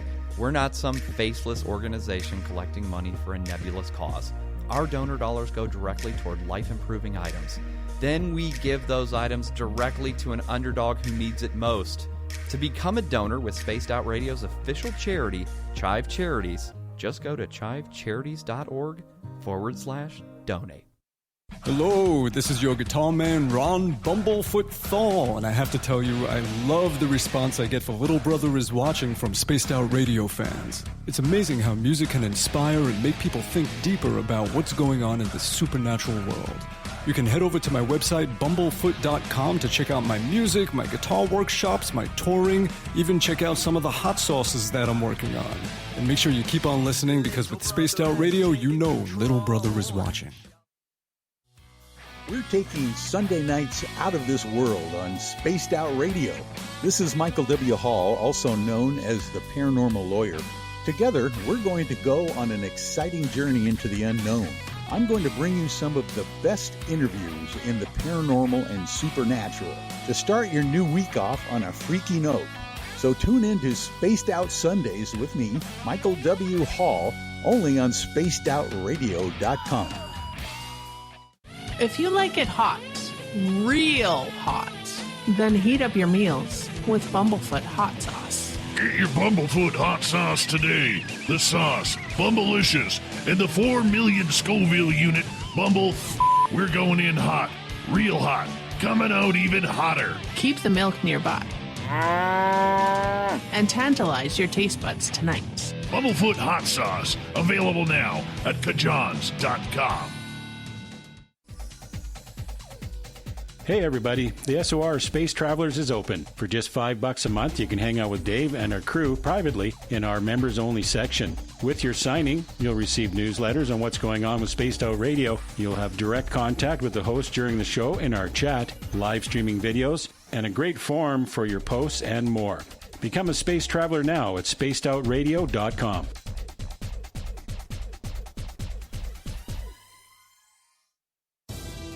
At spacedoutradio.com, we are keeping you up to date on all the news with the SOR Newswire.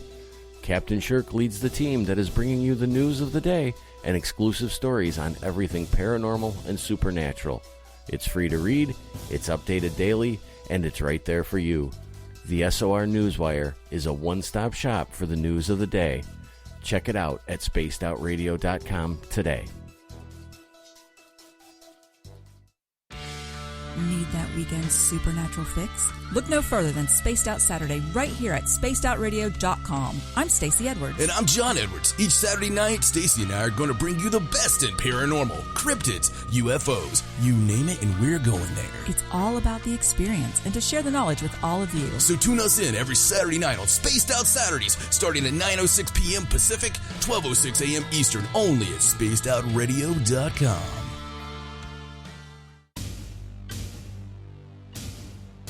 You wanted new SOR gear, and now you can have it. The SOR Vault is fully stocked with t-shirts, hats, hoodies, mugs, and everything in between, with great logos for you to choose from. So head on over to spacedoutradio.com, click on the SOR Vault, and go shopping. Pricing is quite affordable, and you can look good representing your favorite show. So go to our website and pick up your new SOR wear at the SOR Vault today.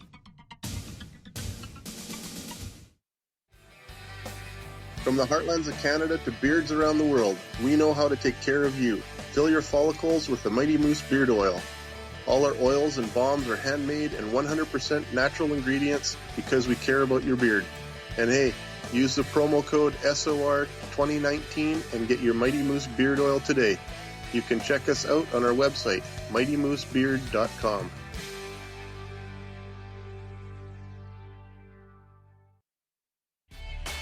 Cold drinks, great food, and the best music in Vancouver. The Moose Vancouver is the place to be, open until 2 a.m. nightly. Everything on the menu starts at just $6.95. Who serves food that cheap anymore? At the Moose, you'll never know who you'll run into. Rock stars, actors, athletes. It's the place everyone wants to be. So join us at the Moose Vancouver, the official party bar of Spaced Out Radio. Are you looking for great advertising value for your company? Look no further than Spaced Out Radio. We have a multitude of places to get your name out there, including commercial ads during the show, special promotions, and banners on our website. Our audience is proven to support the companies that support our show. We can make your budget work for you. For more information, please contact us at sales@spacedoutradio.com. We're adding to the entertainment online for Spaced Out Radio. I'm Amber Beckrud, and I want to invite you to subscribe to our YouTube channel and check out Cryptid Tales, where I will take you on a journey into some of the strangest legends and lore from around the world, relaying the stories to you of the strange creatures and experiences that people have had throughout time.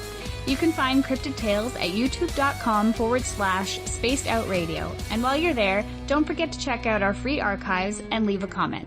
See you there.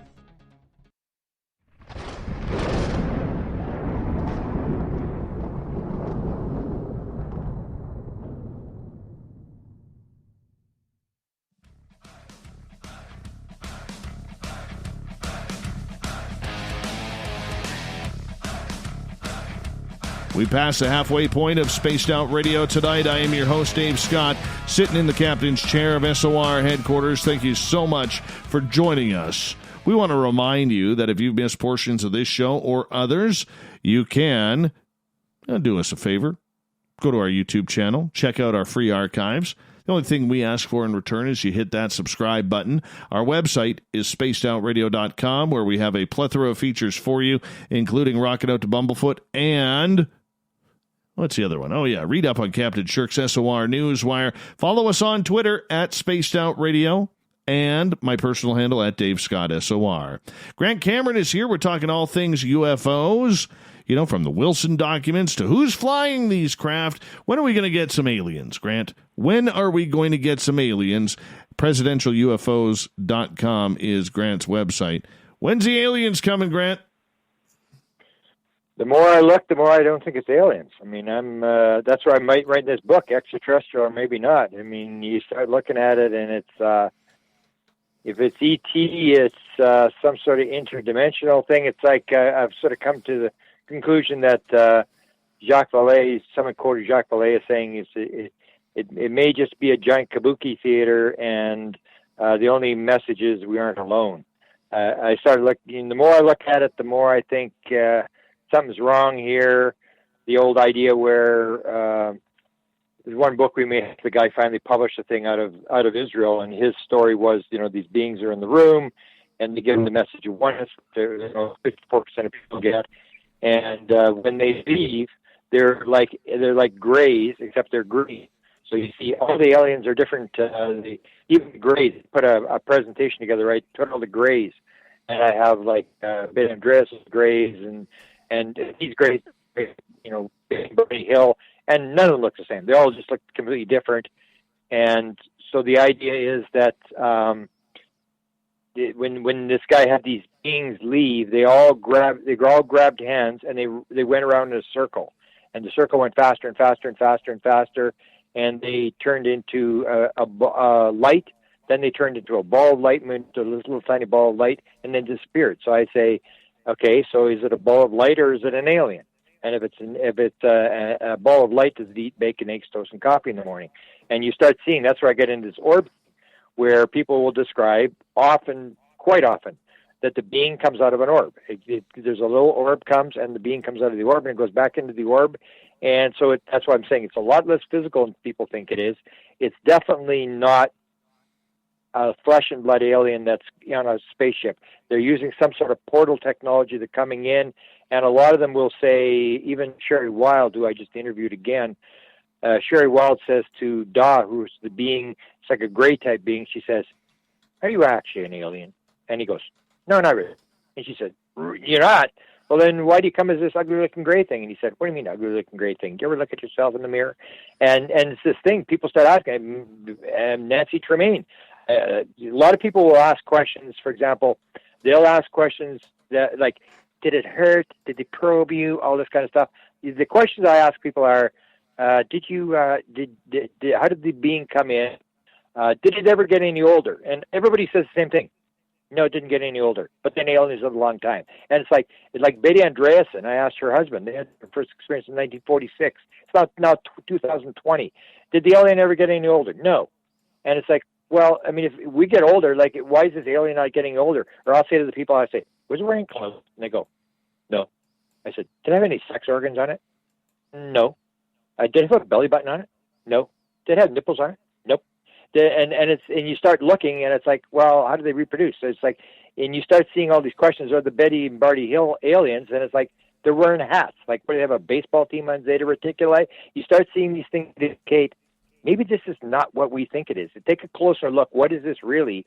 And you start seeing really weird things that don't make any sense in terms of these aliens. Especially when you get to the thing where they actually say they're not aliens, or they say that, you know, they don't have sex organs. Because you got to remember, back in the 1890s, we now say, oh, they're from Zeta Reticuli, and they're from Hera, and they're from, you know, and the, you know, the Pleiades and all this kind of stuff. In 1890s, the ships were completely different. They were wooden ships with propellers on them, and they're flying around. And the people that were in them were human type beings who were wearing very bizarre old clothes. This is 1890s. And then it turns to Foo Fighters. Then it turns to green fireballs. Then it turns to Adamski crafts, where Adamski comes. Now they're from Venus, and they're from Mars and from the Moon. And the one that the Canadians were dealing with was from Uranus. And now we don't believe that there's any living on these planets. So now they're from Zeta Reticuli, and they're from Pleiades. And the more I look at it, the more I think, nah, there may be some ET component to it, but no. Especially when you start looking at the near-death experience thing, where the near-death experience people are reporting identical phenomena. Absolutely, there's no difference whatsoever. And you start looking at the idea, especially with this thing I mentioned at the beginning, was Ron Johnson goes into the spirit world. And he's basically, the aliens take him into the spirit world. Or I'll give you another example. You see all these things with dead animals, where dead people are brought on the ship, or the one guy they brought his dog on the ship, and he said, "What would they bring my dog? They're playing with me," because he didn't believe they could bring a dead dog back. I talked to Sherry Wild when I did the interview, and she said when she was 15 years old, she was on board the ship, and they brought. She said Albert Einstein was on the ship, and so was Tesla. And so was Albert Schweitzer, and then this woman from World War II. I can't remember her name was. She wrote the journals of World War II. And I said to her, Sherry, let me ask you a question. Were they actually physical? Because this is like they're all dead people. Were they actually physical? And she said, oh, I know where you're going with it. Let me tell you what. It may have been a hologram, but it looked pretty real to me. And you see this report over and over again about dead people on the ship. And that's what Whitley Strieber's wife said. When they wrote the book Communion, which came in like a download, she started to channel in the middle of the night. They were going to call it Body Pain. And then they said, no, we'll call it Communion because that's what it is. And when they wrote that book, there was hundreds of thousands of letters came in about that book. And that was before the internet. People actually had to write a letter. And she said, she walked out of the room, she said, Whitley, whatever we're dealing with, it has something to do with death. I would 100% agree. When you start looking at, that's what we do, the contact modalities. We just had this book. It was just released yesterday or the day before, whenever it was released. And we go through all the contact modalities. So I look at UFOs, I look at near-death experience, out-of-body experience, channeling, mediumship, tarot cards. I look at everything you can think of, all the weird stuff, and you start looking, and it's all the same thing. It's basically all the same thing. And so I call it contact modalities, and it's the ability to quiet the left brain, pick up the signal, get into the field, and whatever this is, it's happening in the field. Almost like Bashar, the famous alien channeler, says, we come to you in your dreams because now you're in our world. And you get that where you get these people with the DMT. 25% report the abduction experience, and they're on a couch. So were they abducted? Or you get a famous painter like Akiana Kramark, who's a double prodigy in painting and in poetry, who does the famous painting of Jesus at 8 years old, and it's like worth like $5 million or whatever. It's just unbelievable painter. And she was gone. She was taken at 4 years old or 5 years old, and she said Jesus took her. But it was an abduction. It was a classic abduction. She disappeared from her house. They had police looking for her or whatever. She reappears in the middle of the hallway in front of a bunch of people. But she said Jesus took. She was in the universe. Jesus was showing her the 1,000 faces and the quantum universe and all this kind of stuff and taking her for a tour of the universe. It's the same story. And you start seeing these crossovers, which means, as I said, it's going to be 1,000,000 times more complex than people think it is. It is definitely not straight ET. It is more complex. And I used to think Jacques Vallée was crazy. Jacques Vallée's been saying this forever. That is, it's this. You got to start looking at fairies. You got to start looking at all this other stuff. It's part of the manifestation. So when you get into an experience, you'll see people who are very fearful, who will see grays, and then you see people who are very enlightened, and they're going to see angel figures or energy beings and this sort of stuff. And that's what John Mack said to Bud Hopkins. He said in one debate, he said, "Bud, it's kind of strange, Bud." He says, "Isn't it kind of strange? I'm the psychiatrist. You think I'd be getting all the real bad ones, the real bad cases?" He says, "It's kind of weird. I'm getting all the spiritual seeking ones, and you're getting all the bad ones. Maybe that has to do with more to do with you and I, Bud, than it does with the aliens." And it's this idea that you are part of the manifestation of what you're seeing. That we think the Earth is flat and the sun goes around and things are solid and there's colors. And it's the old thing when you start looking at reality, it's not what you think it is. It's like this giant quantum thing that the observer makes things appear and stuff like that. And that's what I start to see. When quantum physics comes in, it starts to agree that the world is not what you think it is. It's much more complex. It's a lot more plastic than you think it is.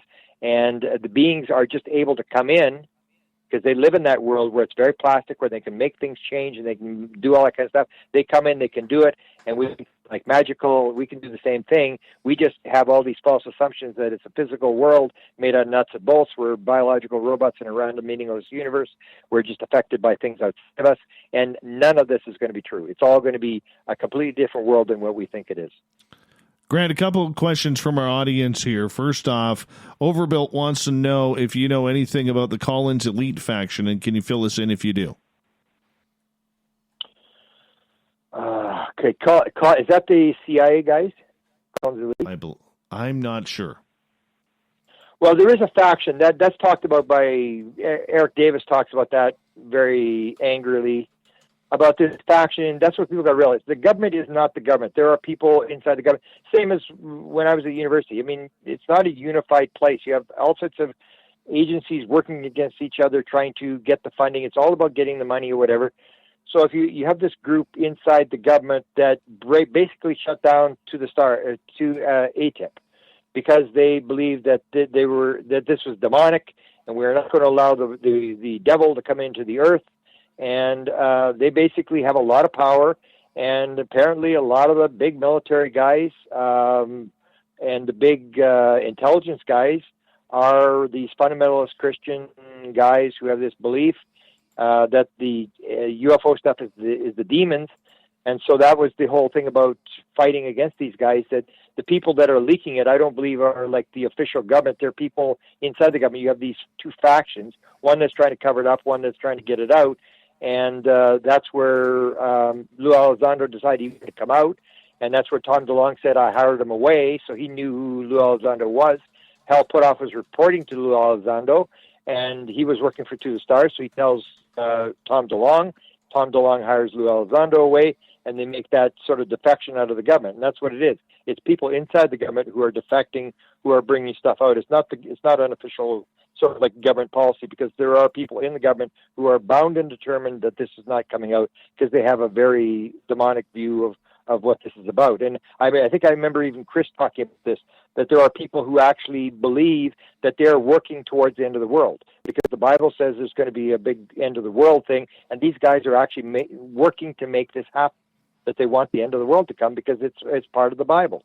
And you got to realize it's people's belief systems that are in there, and not everybody in the government thinks the same way. You have these people that are competing against each other, and so I think a lot of what you're seeing is leaks coming out from factions inside the government who are like Jim Semivan and people like that, who've had experiences, who've had the beings in their room, and they're determined to try to get the answer, and they're willing to push to force this stuff out against people like these, very strict religious people inside intelligence who don't want it out. All right, let's get to Steam Train's question here. He is asking, Grant, if the experiencers who have flown the craft believe that they actually have, is what they're saying on how it works similar? It is like reading from a cue card. Absolutely. I'll give you an example. I was in LA. I was giving a speech to the Orange County, and the one guy didn't come to the lecture. He came. You know how they always have they go to a restaurant after. We go to the restaurant, and then this Dave guy comes in and said, Dave, you should have been there. Grant was talking about flying the craft. Tell him about how he flew the craft. And Dave says to me, he says, was it Dave? Yeah, Dave. He says, oh, well, I think it was just a dream. I said, everybody says it's a dream. Everybody. And he said, you flew the craft? He said, yeah. I said, sit down, tell me how you flew the craft. And that's what I say to everybody. I don't really prompt them because I'm trying to track this. Are they all telling the same story? And basically, there's nothing different. Nobody says anything different. So he says, okay. He says, I go, and there's people behind me. Even this bizarre part of the story. And when you get the bizarre part of the story, that you're not going to make it up. You say, there's people behind me, but I don't know if they're humans or whether they're aliens that are behind me, and we're inside the craft, and I'm standing there in the middle of the craft, and then they say, okay, go ahead and do it. And then the person always says the same thing. I don't know what to do. And then whatever this is behind them says, you know what to do, just go ahead and do it. And so he said, I see this panel, and I go to the panel, I put my hand on the panel, and they all say the same thing. You see the panel, a flat panel, or it's a ball thing, or it's a screen on a wall. I've only heard that one time from a guy in Liverpool, England. Put a hand on a screen but you become one with the craft. So you're touching the craft. They all say the same thing. The craft is alive. Now you're not going to make that up. If you're going to make the story up, and they'll describe this thing like the craft is bigger on the inside. You like Chris Blesso said, he put it on a beehive, like a round thing, and he said he took his hand off. And he said you could see the like a CD-ROM where there are all these different colors on the metal flashing around, and you could see his handprint on there. And so this guy says, I put my hand on this flat panel, and he says, suddenly I'm flying the craft. I got my hands on this panel, and then he said it was just like flying an F-16. And I'd gotten to him. I said, he said, I'm a pilot. I said, oh, you're a pilot. My father's a pilot. My son's a pilot. What did you fly? And he said, oh, I flew this and that. And he said, F-16. I said, you flew F-16s? He goes, yeah. I'm a retired U.S. Air Force colonel. I flew in Iraq. And I go, oh, tell me your story. So he tells me the story. And he says, I'm one with the craft. This is the key. I'm one with the craft. Me and the craft are the same thing. The craft is alive. I become one with the craft. And whatever I think is what the craft does. And Melinda Leslie has a bunch. I've got 50 people. There's nobody ever said, oh, there's a little stick. You fly this little stick. Even the song Cat Stevens. Cat Stevens, from 1970s, famous musician, he had an abduction experience out of England. He was on a roof. He tells the story. He was on a roof. He was sucked up into the UFO, and he writes two songs. One's called Longer Boats. One's called Freezing Steel. I was on the ship. This is 1972. He wrote this song. I was on the ship of freezing steel, the ship without the guiding wheel. There is no flying saucer wheel. There's no thing. You put your hand on a panel and you become one of the craft, and whatever you think. So what this Air Force guy says, he's got both his hands on the panel, and he's just blown away. He said it's like suction cups on an F-16, whatever it is. And he said, so I put my one hand off the panel, and he said, I'm still flying the craft. Whatever I'm thinking was what the craft does. And then he says, I took my second hand off the panel, but I left it 6 inches above the panel so I could slam it back down if the craft stalled out. And he said, I took my second hand off, and I'm flying the craft. Talking to this Ron Johnson guy who was taking his spirit world. And he said that was his job. They told him that was his job to fly people to this thing. So he said, I said, okay, tell me how you do it. So he said, I'm sitting in this chair, and they tell me to put my hand in this thing on the chair, and he said the chair like it was built for me. It was perfectly fit me, as if it was built for me. And then they said, where do you want to go? And he said, I'd like to see the Milky Way from a distance. And he becomes one with the craft. The craft is alive, and they said it's going to be a very intense G-force for about 1 second. And he says it's this unbelievable G-force for 1 second. And he said the window opened up, and he looked, and there was the Milky Way in the distance, and he was out there in 1 second. Had a guy in San Francisco. United Airlines 747 airline pilot. Same story. I'm flying the craft. I'm one of the craft, and I think it's what the craft does. Whatever as fast as I want, I can do whatever. Everybody tells the same story. And if you're going to make up a story, you're not going to say what I say to people. Say, how do you fly the craft? And they say, oh, you do it with your mind. I mean, you're not going to make that up. That doesn't make any sense. The first time I heard that, it was a woman in her 70s in 2013 in Phoenix. I was ready to tell her, woman, you are absolutely insane. Come on, especially a woman, because a lot of the people that fly the ship are women.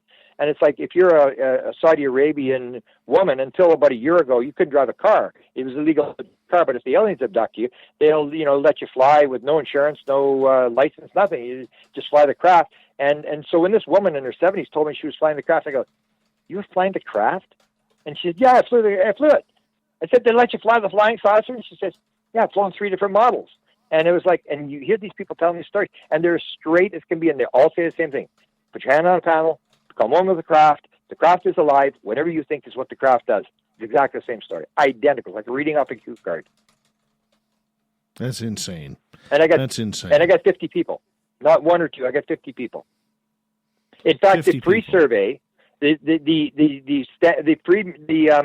Edgar Mitchell free survey shows that 14% of all the experiencers who answered the question said they'd flown the craft. I went to the free people and I said, we should talk to these people. And they said, well, people report all sorts of stuff inside the craft. I go, yeah, okay, if they're in the craft, they're reporting, but when they start flying the craft, don't you think we should talk to these people?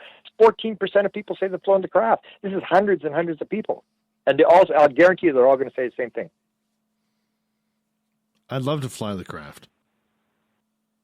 Yeah. It's bizarre. And I didn't hear it until 2013. I didn't know any such thing exists. As I said, I was going to tell this woman, get out of the house. You're insane. I thought she was nuts when she first brought this up. Now those 3 models that lady said she flown, were they domestic or imports? No, this is the beings. She says, I always hear this all the time. No, we don't have this technology. There's no way we have this consciousness technology of going here and outside the solar system, outside the Milky Way in 1 second. We just don't have this, or the technology where it's 10 times the size inside as it is outside. And that's Terry Lovelace has reported that. Chris Bledsoe reported that. There's a lot of experiencers who report this bizarre thing where it's way bigger on the inside than it is outside. That's completely non-physical reality. And when you see it in the spirit world, that's when you start to wonder, is this person actually inside a flying saucer, or are they in some sort of alternate reality which is similar to being in the spirit world? Maybe it's not really the physical abduction experience that we think. And that's in the Wilson document. In the Wilson document, there are no abductions, and it looks totally crazy. But I remember Kit Green, and I've got the quote from Kit Green on Above Top Secret board or whatever in 2007 said the same thing. And so the question is, maybe we're not looking at this the right way, because when you start asking about the aliens and what they look like, and do they have sex organs, do they get older, and this kind of stuff, you start to see all these sort of like red flags that say, man, maybe it's not what we really think it is, or they turn into balls of light, and they this kind of stuff. You start thinking it's not the physical thing that we think it is. So yeah, to me, it's all alien technology. I don't think we really have. We may have some consciousness technology. We may have something. Cause, I'll tell you a story. I've been honored to be able to meet Tyler D. from American Cosmic. You interviewed Dan Pasolka.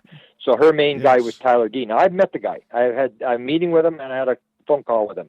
And I was in a meeting with him with Chris Bledsoe was in the room. We were at a cottage in Pennsylvania, and I'm talking to him, and he had a download experience. That's how he became very famous. He had a download experience. He said, the last thing I remember the night before I got that idea in my head, that he sold for the last millions of dollars.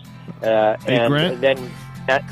Right. We gotta get going here at the top of the hour. We got Grant Cameron for another 30 minutes in Hour 3 of Spaced Out Radio. Then we got the SOR News Wire and the Thought of the Dave. More Spaced Out Radio coming up right after this.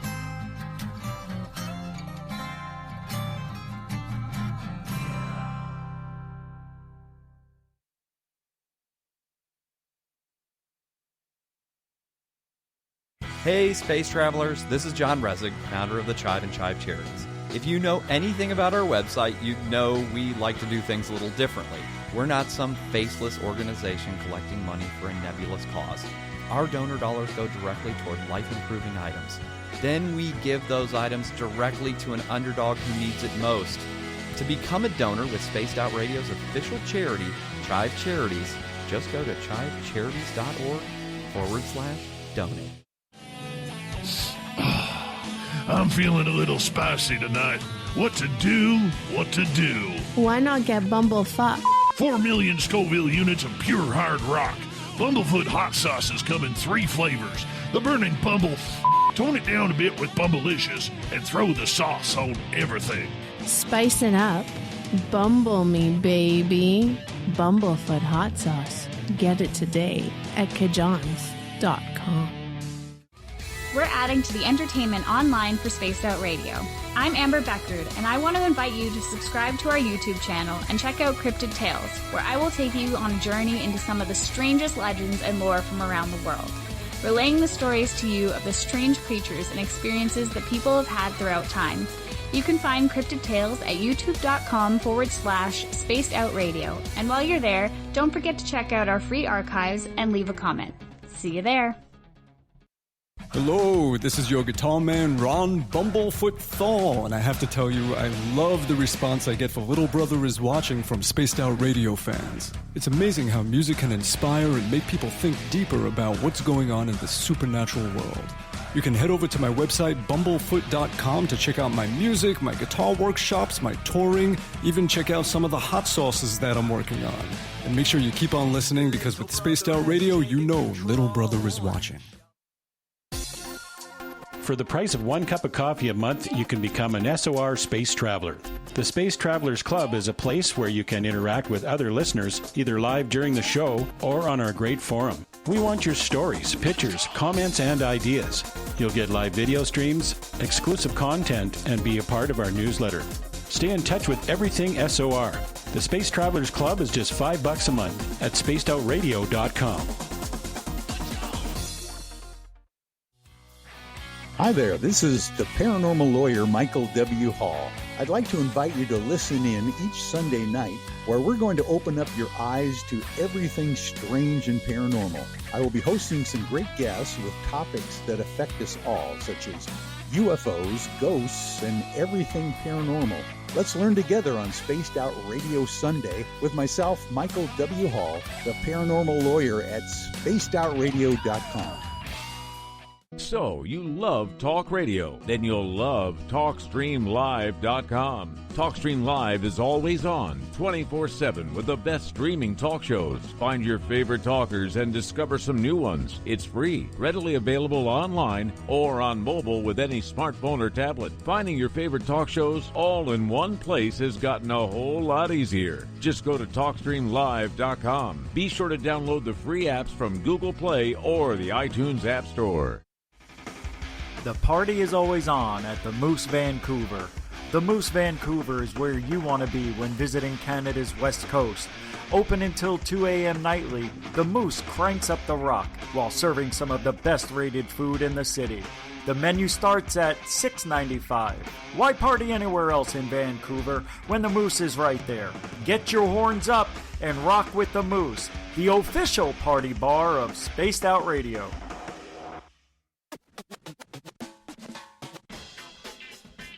The SOR Vault is open for business, and do we have some cool swag for you to pick up? All you have to do is head over to our website and click on the SOR Vault. You have a variety of cool logos to choose from, and put them on anything you want. T-shirts, hoodies, hats, coffee mugs, you name it, we can get it to you. So do your shopping by supporting the store you love. Get your Spaced Out Radio swag at the SOR Vault today.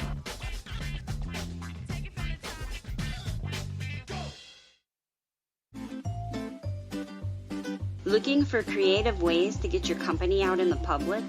How about advertising on Spaced Out Radio? Our sales department is waiting to hear from you, and we can work around any budget. From commercial spots to banners to special promotions, there are many opportunities to get your name and product out to our SOR listeners. For a price guide and more information, please contact us at sales@spacedoutradio.com.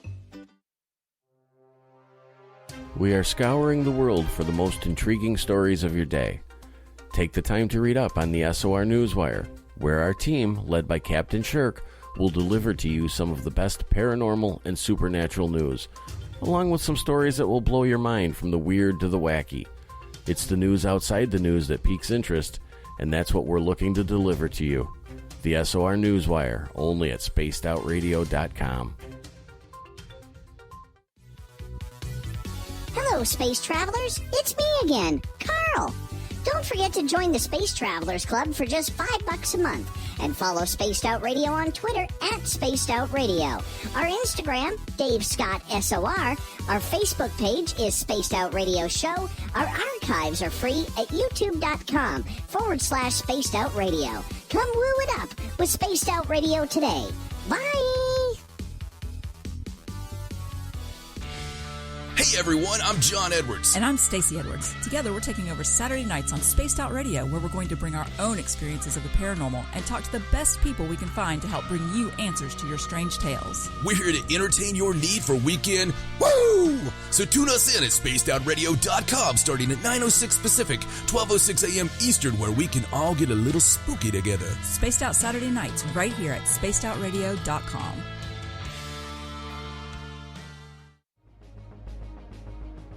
Hello everyone, this is Ryan Stacy from the Experiencer Support Association, otherwise known as TESSA.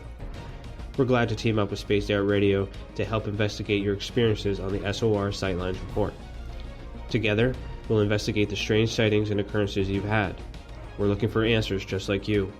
So fill out a Sightlines report on the Spaced Out Radio website and let's figure out what's going on together.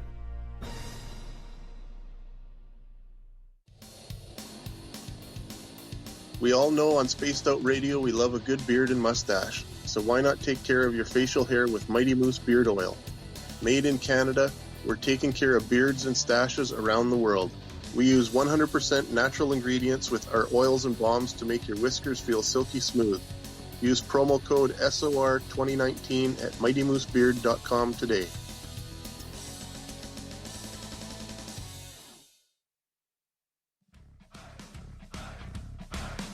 Would you like to connect with us? Head to spacedoutradio.com for all your latest show info. Now, back to Dave Scott and SOR. Let's do this thing. Let's kick off the third hour of Spaced Out Radio tonight. I am your host, Dave Scott. Thank you so much for joining us wherever on this beautiful planet you are. We welcome back everyone listening in on our terrestrial affiliates across North America and on the digital side on TalkStream Live and Revolution Radio. Remember, you can check out all of our archives for free by going to youtube.com/Spaced Out Radio. Just do old Davey the favor, hit that subscribe button.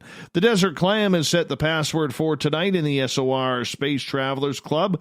Foudroyant. Foudroyant is your password. Use it wisely, space travelers, as the Clam sets a password each and every night right here on Spaced Out Radio. Our website is spacedoutradio.com, where we have a plethora of features for you. Read up on Captain Shirk's SOR Newswire and follow up on all music from our main man, Ron Bumblefoot Thal. And follow us on Twitter at Spaced Out Radio for the show, along with my personal handle at Dave Scott SOR.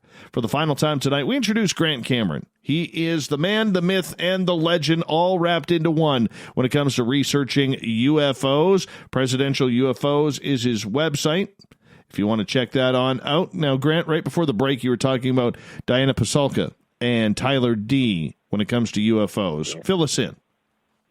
Yeah, so this is this idea about what kind of technology. They may have some consciousness technology, because what he told me, and he didn't say anything about it, he just pulled out his cell phone and he said, "What do you think of this?" He said, "It's painting." And I posted it a few times, asking, "Well, what do you think?" Because I wanted to see, if people could guess, And what it is like two guys, like in one guy is older, one guy is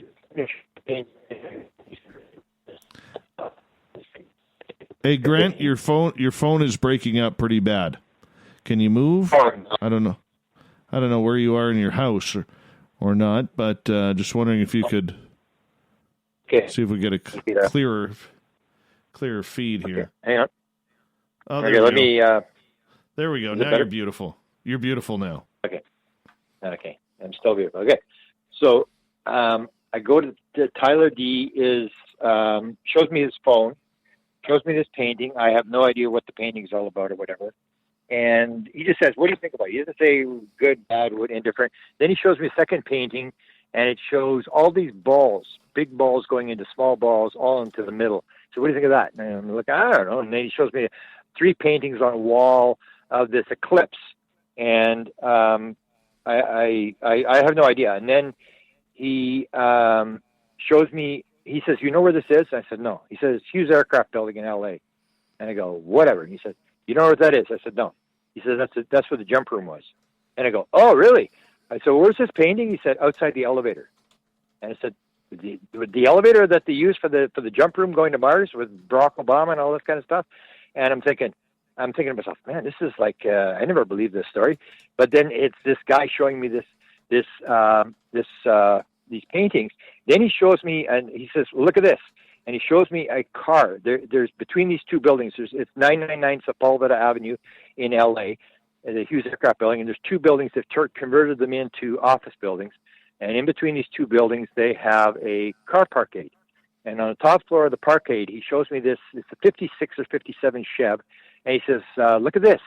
He said, "Look," and he's got this photograph, and this photograph into the back seat of the car.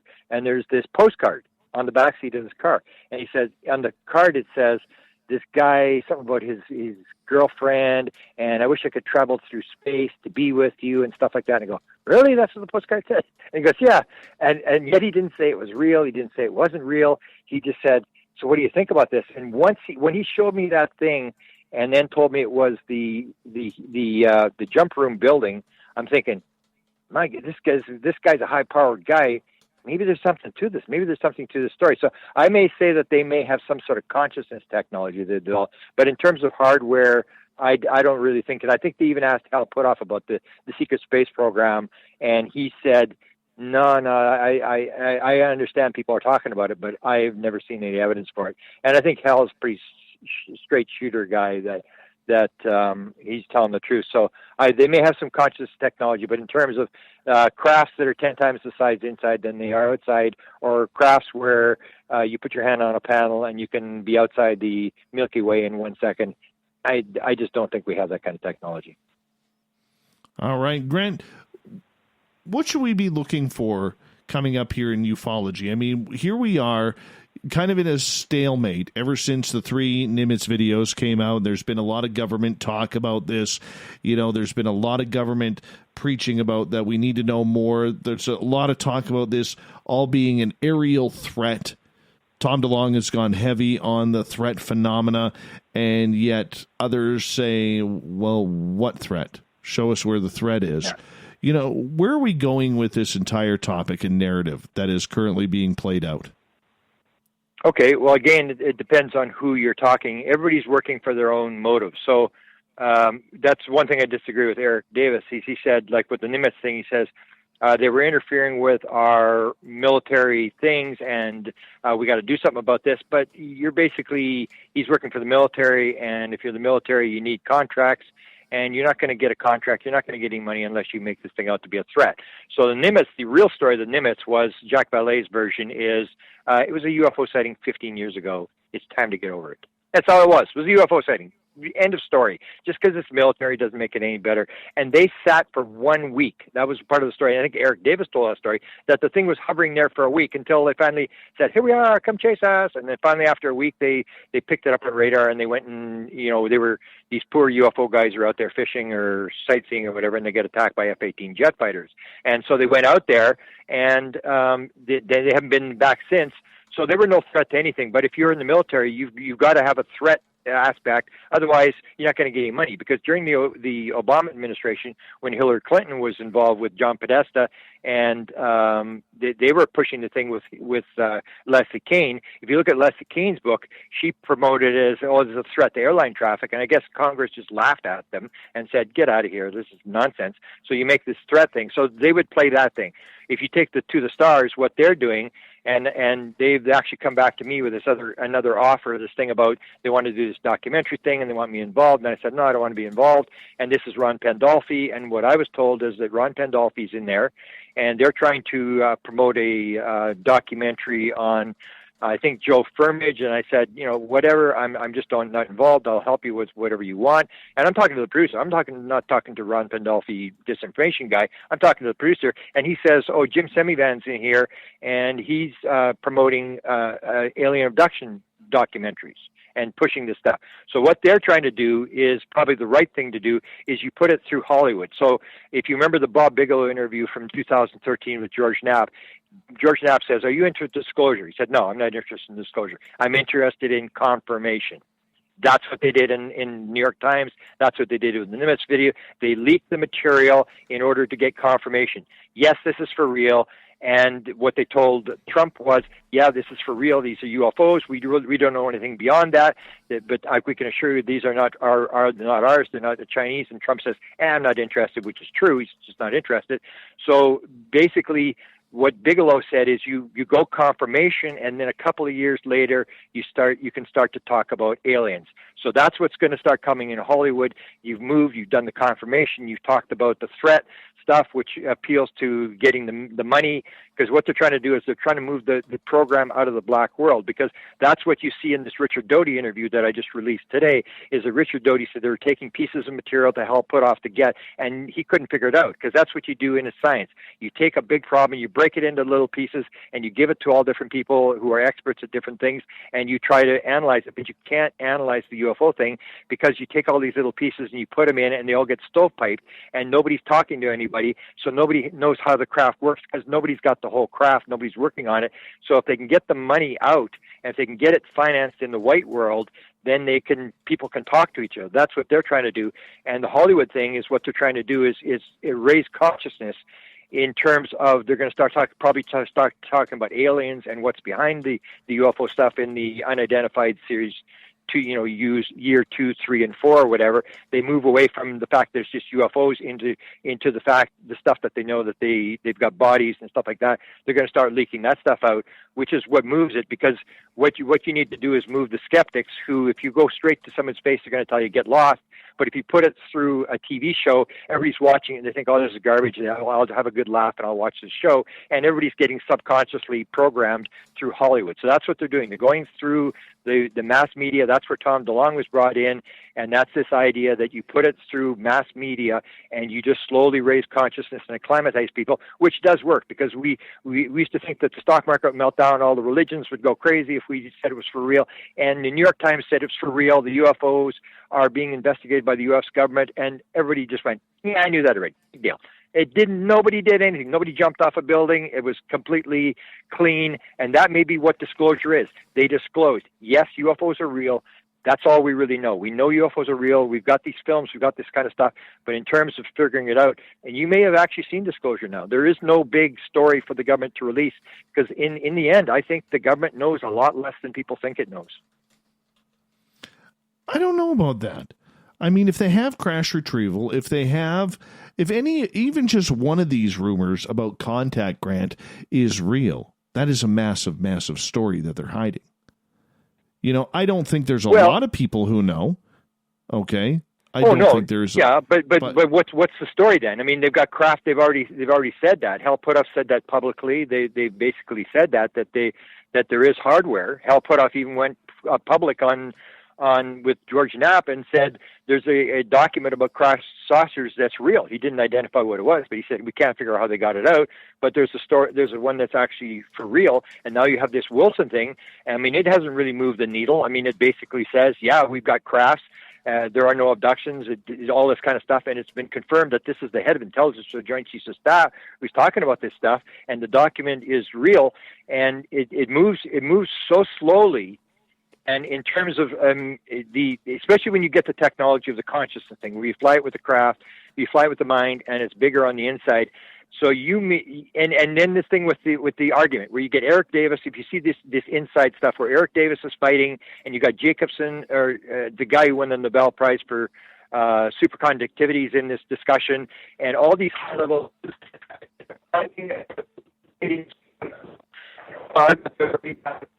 full of it, and they're fighting, and it's like, if these guys are fighting about levitating a piece of metal, a little tiny layered piece of metal, they ain't got nothing. I mean, there's no way, because Eric Davis is going to know. Hal Puthoff's going to know what the black world has got, and that's what they say. That's what Pandolfi says. That's what the core story is. We've got it. We can't. Eric Davis went public and said, we've got material, yes, but we've shut the program down because we can't figure it out. So they may have some ideas. There's consciousness involved, or they're coming through wormholes or whatever. But in terms of real hardware that they have, I mean, I may be wrong, but I'd have to see it. I've looked, and you got to remember, I've dealt with these guys. I was dealing with these guys and talking about these guys in 1989. Everybody's just gotten on the bandwagon in the last couple of years. I've followed these guys for years and years, and I've never seen any of them that said, "Yeah, we have some real hardware, and we're flying this stuff around." They basically, these guys would know, and they don't seem to know. I've listened to everything they've said. That's the John Alexander, the notes that I'm going to release, 26 pages. They actually say, and they're having a discussion in one of these things where they're talking back and forth, and these are handwritten notes, and they said, are we to believe that, we're not getting anything, that this is it's all going into a black hole? And then the one guy says, yeah, that would be kind of the answer. And the guy says, well, I know somebody whose job it is to destroy all the material, an Air Force guy. And these are top secret SCI guys. And this thing, that we're going to put this thing out, and it's pretty direct that they have no idea. They know that Bobby Rainman may be running the back engineering program. That's all they have on the page. That's all they really got. So if they had it, I think I would have heard one of them say it. And in 30 years, I've never heard anything that convinced me that there's a lot of bravado. There's a lot. We won the Vietnam War. We won the war in Iraq. We're the greatest in the world. There's a lot of military bravado about what we've got. But in terms of, except for that thing with Tyler D, when Tyler D showed me that stuff, he was so high level. And when he told me that, and he didn't say it was for real, but when I saw that, I thought, oh my God, maybe that story's for real. I was starting to think that jump room story may be true, that we're moving people on this technology where we're able to, whatever it is, move people psychically around. Because otherwise, why would he show me that stuff? Michael wants to know, what is the real document Hal Puthoff is talking about, according to you? The real document? Well, he's talked about a document he said and he let it slip. He said there's a document that has leaked out that is legitimate. It talks about crash flying saucers, and it's legitimate. So Linda Howe was working with him, and I said, Linda, ask him, what's the document? What document he's talking about? He's never identified it. I don't know if anybody's really pushed him on it, but he did say it in public that there is a document that deals with crash flying saucers, and it's a real document. It's a legitimate document, and I can't figure out how they got it out, which indicates that he knows. And I've heard rumored stories about Hal knowing generals that have touched the craft, and I've heard all these kind of stories. But in terms of the technology stuff, I've except for the Lazar thing, the Lazar thing. But the Lazar thing, that's a whole other interview. That was basically a setup. They told him exactly when the test was being done, and they tested this thing in front of him. But why would they tell this guy? He was only on the base 6 times or 7 times. That's why his WTO only had $500 or $900. I mean, he was never on the base. So why would they tell the guy when the test was? So he'd bring his buddies out there. They wanted him to know when the test was. He didn't have it's a need-to-know program. He said he couldn't talk to the guy sitting across the table from him. I mean, if he couldn't do that, why would they tell him when the test was? Because they wanted him to see and make him think that they had this kind of stuff because they wanted the story out. So, but do they, do they really want the story out there? Because right now it's still such a big ball of confusion.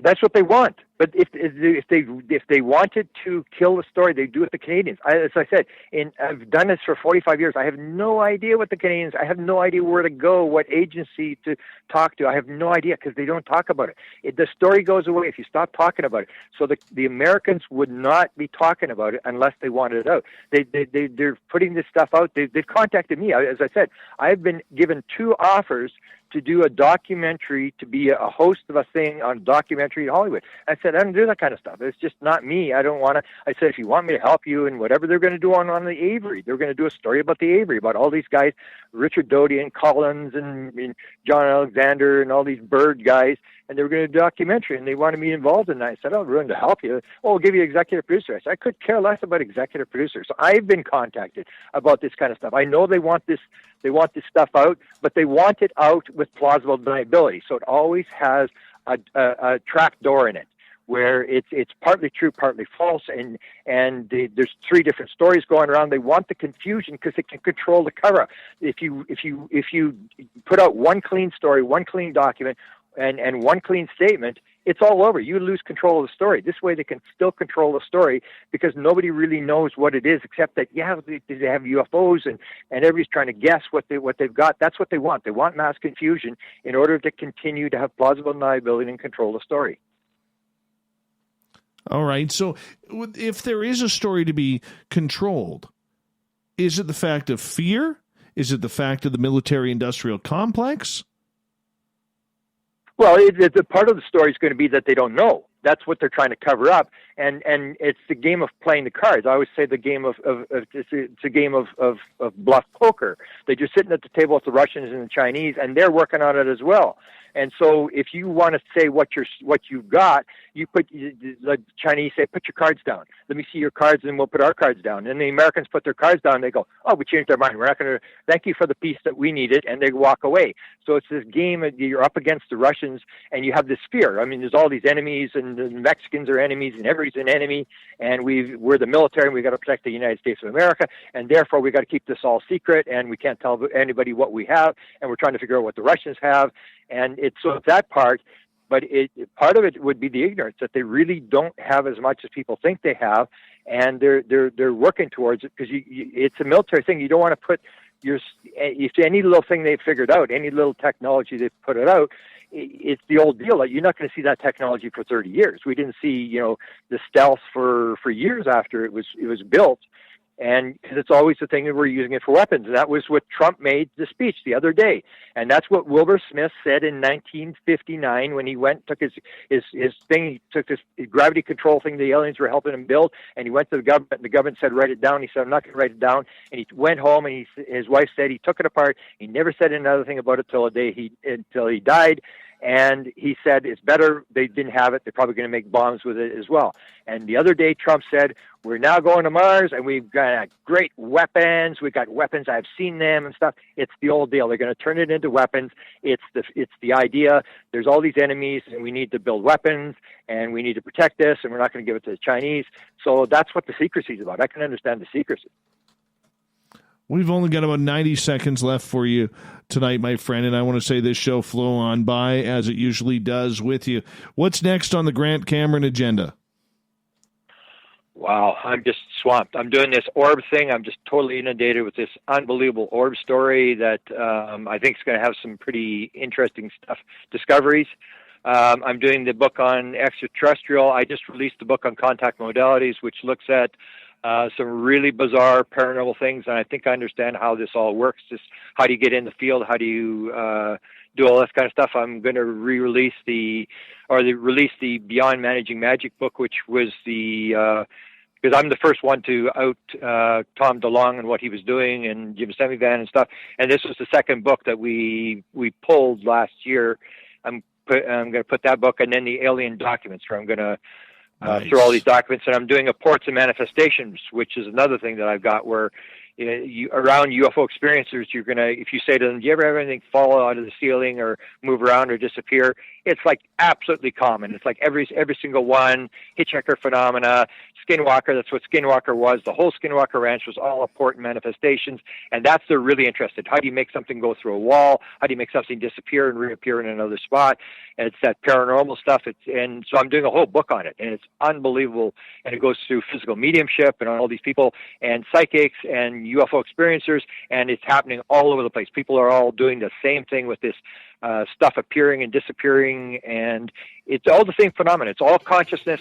The world is made of consciousness, not of nuts and bolts. And when you get to understand that, you start to understand what all this paranormal phenomena is about. It's linked to consciousness. The world is built out of consciousness. Thanks, Grant. Appreciate that. Grant Cameron, everybody. Coming up next, we got the Newswire and the Thought of the Dave. Stay tuned.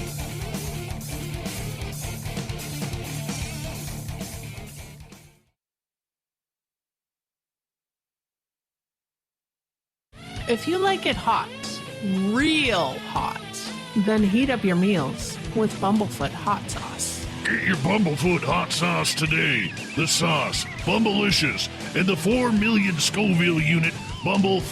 We're going in hot, real hot, coming out even hotter. Keep the milk nearby and tantalize your taste buds tonight. Bumblefoot hot sauce, available now at kajans.com. Hello, space travelers. It's me again, Carl. Don't forget to join the Space Travelers Club for just $5 a month and follow Spaced Out Radio on Twitter at Spaced Out Radio. Our Instagram, Dave Scott SOR. Our Facebook page is Spaced Out Radio Show. Our archives are free at youtube.com/Spaced Out Radio. Come woo it up with Spaced Out Radio today. Bye! Hey, Spaced Out Radio fans! It's John Resig, founder of the Chive and Chive Charities. Our goal is to make the life of veterans, first responders, and those with rare medical conditions 10% happier. We do this by donating one grant item, ranging from dance to therapy programs to prosthetic limbs, to those who need it most. To contribute to Spaced Out Radio's official charity, head over to chivecharities.org and become a donor today. Hello, this is your guitar man, Ron Bumblefoot Thal, and I have to tell you, I love the response I get for Little Brother is Watching from Spaced Out Radio fans. It's amazing how music can inspire and make people think deeper about what's going on in the supernatural world. You can head over to my website, bumblefoot.com, to check out my music, my guitar workshops, my touring, even check out some of the hot sauces that I'm working on. And make sure you keep on listening, because with Spaced Out Radio, you know Little Brother is watching. We're adding to the entertainment online for Spaced Out Radio. I'm Amber Beckrud, and I want to invite you to subscribe to our YouTube channel and check out Cryptid Tales, where I will take you on a journey into some of the strangest legends and lore from around the world, relaying the stories to you of the strange creatures and experiences that people have had throughout time. You can find Cryptid Tales at youtube.com/Spaced Out Radio, and while you're there, don't forget to check out our free archives and leave a comment. See you there. We all know on Spaced Out Radio we love a good beard and mustache, so why not take care of your facial hair with Mighty Moose Beard Oil? Made in Canada, we're taking care of beards and stashes around the world. We use 100% natural ingredients with our oils and balms to make your whiskers feel silky smooth. Use promo code SOR2019 at MightyMooseBeard.com today.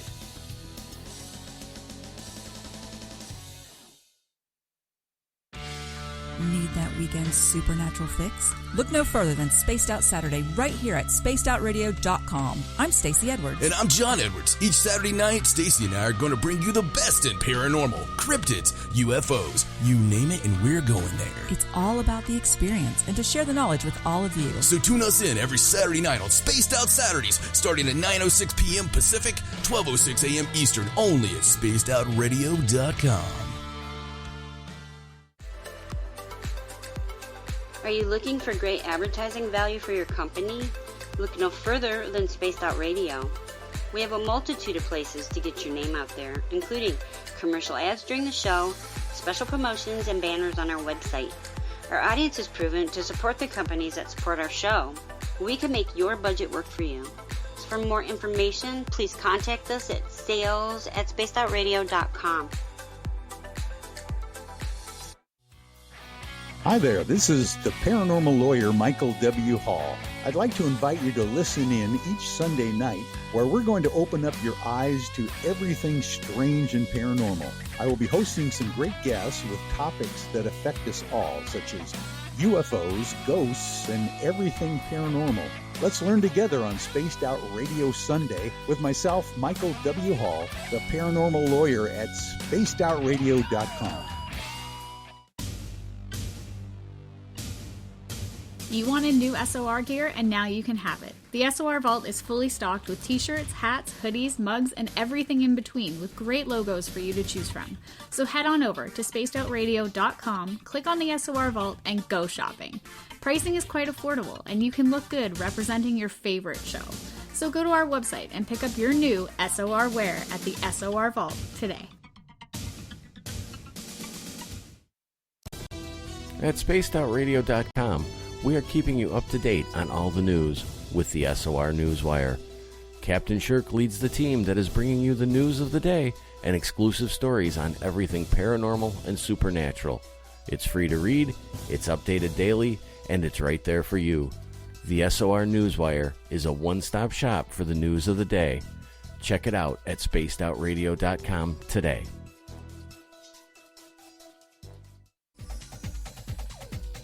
Hey everybody, the SOR Space Travelers is open. For just $5 a month, you can hang out with Dave and our crew privately in our members-only section. With your signing, you'll receive newsletters on what's going on with Spaced Out Radio. You'll have direct contact with the host during the show in our chat, live streaming videos, and a great forum for your posts and more.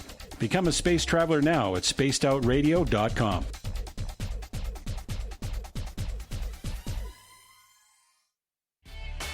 Cold drinks, great food, and the best music in Vancouver. The Moose Vancouver is the place to be, open until 2 a.m. nightly. Everything on the menu starts at just $6.95. Who serves food that cheap anymore? At the Moose, you'll never know who you'll run into. Rock stars, actors, athletes. It's the place everyone wants to be. So join us at the Moose Vancouver, the official party bar of Spaced Out Radio.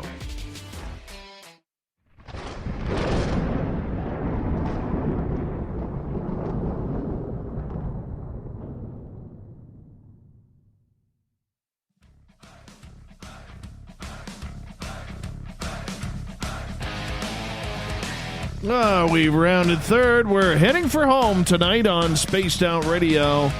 I am your host, Dave Scott, sitting in the captain's chair of SOR headquarters. Thank you so much for tuning us on in. Want to remind all of you that if you've missed portions of this show or others, you can check out our free archives by going to youtube.com/Spaced Out Radio. Just do old Davey the favor, hit that subscribe button. Our website, spacedoutradio.com, where we have a plethora of features for you, including rocking out to Bumblefoot and reading up on Captain Shirk's SOR Newswire. If you're not following us on Twitter just yet, why not? Why not? At Spaced Out Radio for the show, my personal handle, at Dave Scott SOR. Speaking of the news, it's that time again. Fire it up, Captain.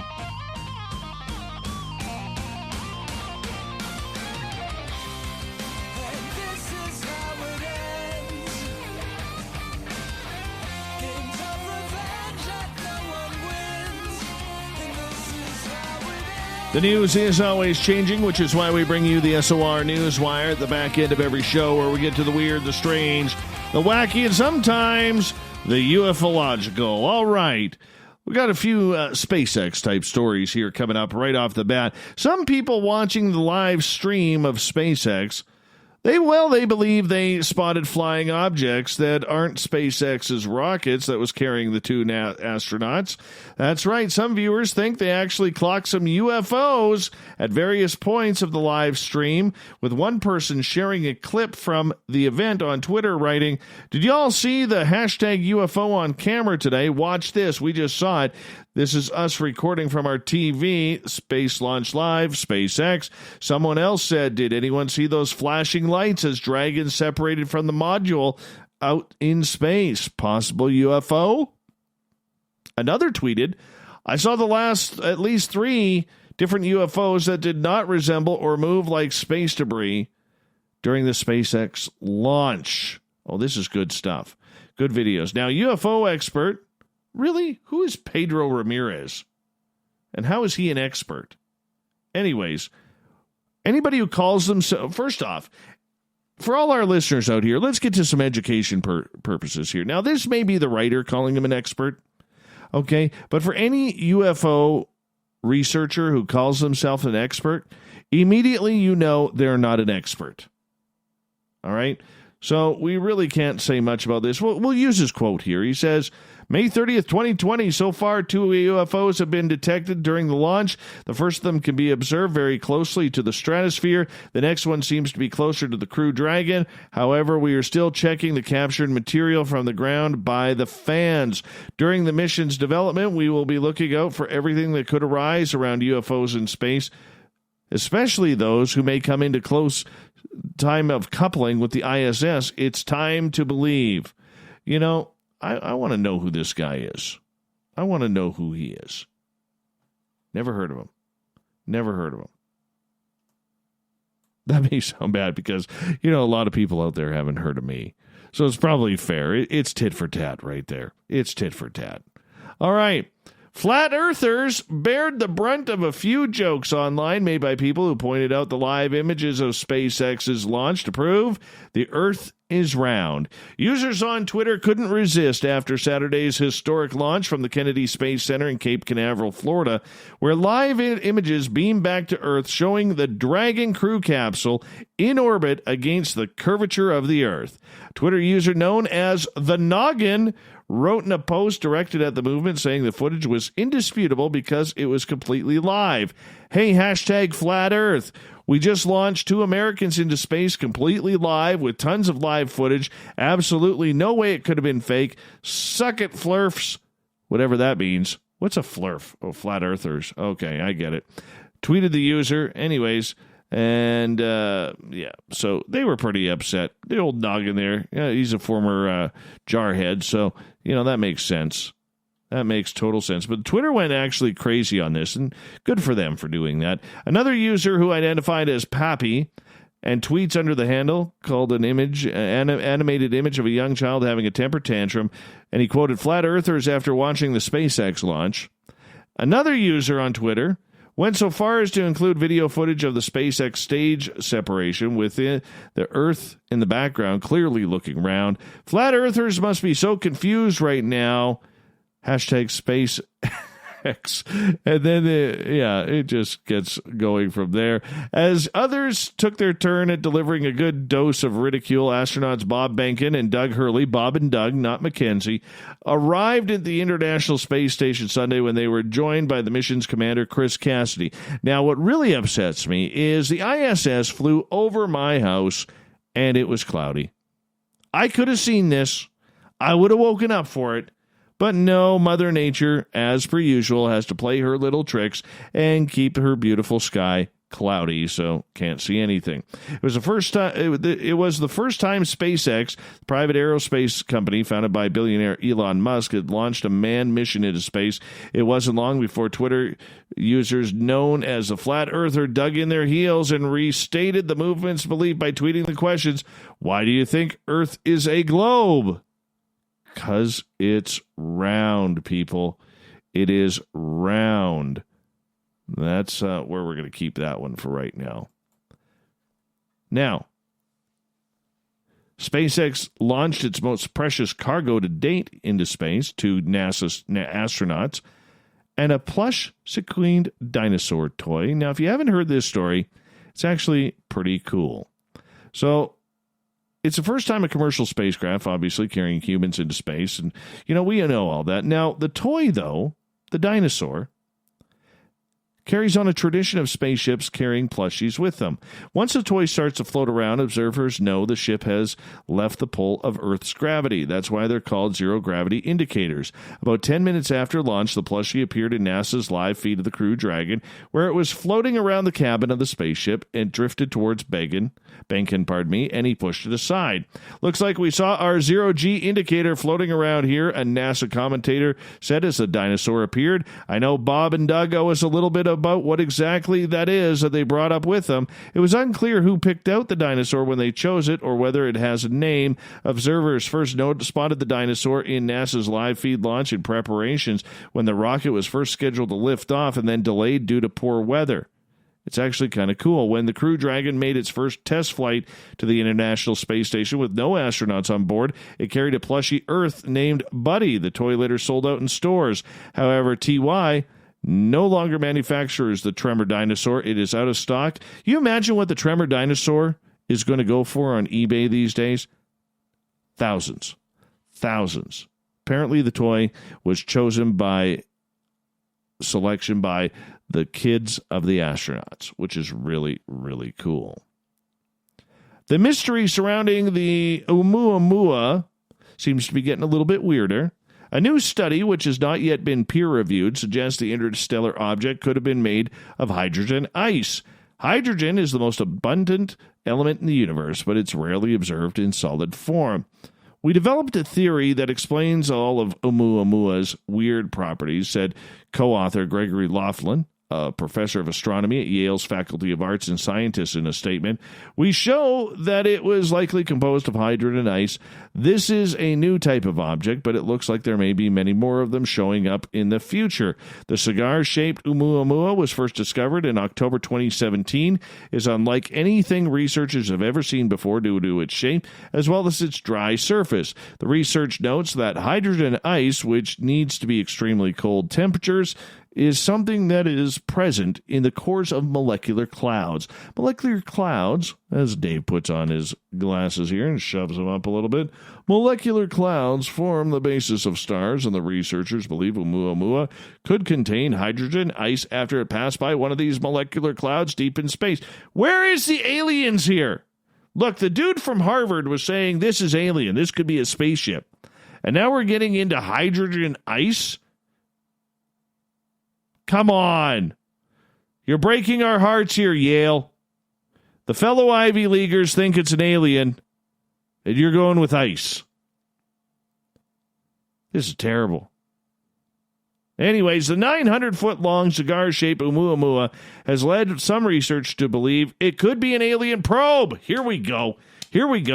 Yes, a study published in the November 2018 from the Harvard-Smithsonian Center for Astrophysics suggests it could have been a light sail of artificial origin sent from another civilization. Of course it's aliens, Yale. Come on. Yeah. The researchers who discovered Oumuamua, Canadian physicist and astronomer Robert Warwick, good Canadian kid, probably likes hockey, said the idea was from another civilization was just wild speculation. No longer observable by telescopes as of January 2018, many have speculated what Oumuamua is. In addition to a light sail theory, some believe it's a comet or an asteroid. No, we at Spaced Out Radio have deemed it aliens, 100%. It took 8 years, but a Toronto man finally received an expedited package from Canada Post. Elliot Bernstein posted on Reddit this week that he received a package from well.ca back on May 6th. He didn't recall ordering anything recently from the pharmacy, so he was quite surprised to find a tube of hair cream that he ordered 8 years ago with an invoice signed by Jen thanking him for his order. Upon opening the package, I realized it was a tube of Brill cream I had ordered in 2012. How old is this guy? Berenstein still using Brill cream? I bet you he has a leather jacket to look like the Fonz as well. Anyways, the contents of the tube is yellow, and I'm pretty sure it's supposed to be white. My theory, he says, is that it was sitting at Canada Post, and they finally decided to deliver it after 8 years. I do not blame Jen for this. Bernstein, a 29-year-old resident physician, said he started laughing when he realized what had happened.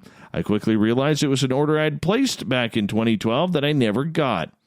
He had been living in Ottawa when he placed his order, but the hair cream never arrived to the address.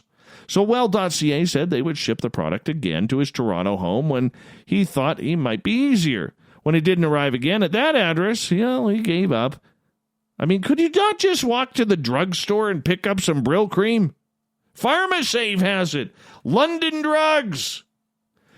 I think it's probably got misplaced, maybe in one of the mailing sorting rooms and was way off to the side and no one ever looked for it. Maybe they are trying to reorganize things with the whole COVID pandemic, and someone finally saw it. He also didn't follow up with Canada Post to see what happened, given their hair cream was only $5 and he was testing out different products at the time. Canada Post said it's investigating this unique situation. We can only speculate at this point as to what may have happened, the Postal Service says. Well.ca confirmed its customer care center shipped the package 8 years ago. Well, isn't that nice? Isn't that nice? Brill cream. Who the hell orders Brill cream from an online store? You can get it everywhere. Just go under your car where it's dripping oil. It's the same thing. Go to your shocks, grab some grease. Do the same thing. I don't get that. I don't get that. Where do you go from here? Bulgarian-born artist Christo, best known for wrapping buildings and famous landmarks in fabric or plastic, has died at his home in New York at age 84. He passed away of natural causes this past weekend, according to a statement placed on his Facebook page. Christo, who has always worked with his wife Jean-Claude, famously covered the Reichstag in Berlin and Pont Neuf in Paris with reams of cloth. His artworks brought people together around the world, the statement said. Christo lived his life to the fullest, not only dreaming up of what seemed impossible, but realizing it. It reads, adding that the couple's art lives on in the hearts and memories. Let's move on here. A Virginia brewery announced it is seeking a chief hiking officer who would be paid $20,000 to spend 5 to 7 months hiking the Appalachian Trail and drinking beer. By God, where do we sign up for this? Probably one of those American things that us Canadians are going to get screwed over. The Devil's Backbone Brewing Company, based in Lexington, said it is accepting applications for people to love hiking and beer to take this unique job. The winning applicant will be granted the Chief Hiking Officer title and will be flown out to Trailhead in 2021 for a 2,200-mile hike. The hiker, who would have to tackle the trail between May and September, would be outfitted with equipment by the brewery, as well as being treated to some big old beer parties along the way. The application on the company's website consists of some personal information, proof of social media or blogging savvy, and a video explaining why the applicant should receive the position. Hi, I'm Dave. I run a radio show.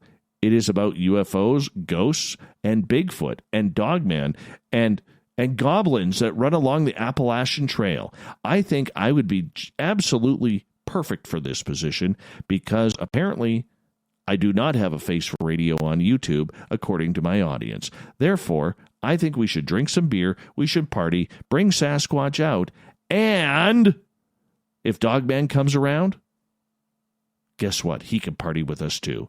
We'll throw him a second one. Keep tennis balls close by just in case he starts to act up. Thank you. There's my resume right there. I want to do this. I would so get into shape this way. And finally tonight, a Florida couple who heard knocking at their front door and looked outside to find a pair of unwelcome visitors hanging on out. Yeah. 2 alligators decided to drop the gloves and fight right on their stoop. Sue Geschel said she was at home with her husband Joe in Fort Myers when they heard this banging at the door. They went and looked outside, and there were the gators fighting away. I thought he was joking because we had so much to do and so much on our mind. I thought he was going crazy, Sue says. All of a sudden, there's a loud pounding, and that's when I got involved because it sounded like someone was pounding on the front door and needed help. Geschel said she was shocked to see her husband was correct. 2 alligators going at it, fighting for territory. Geschel recorded the footage of the gators as they did battle right outside the door. She said the reptiles left on their own after about 20 minutes. No clear winner was called. Considered a draw at the front door.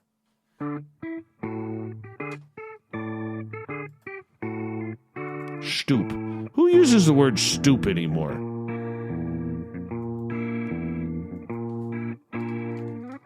Nice clown tonight, Marty. Appreciate that, buddy. Thought of the Dave happens every night at this time as we, post a question on our Facebook and Twitter pages and read your responses on the air because we love the audience participation around here. Today's Thought of the Dave is as follows. What do you think aliens are thinking when they look down at us right now?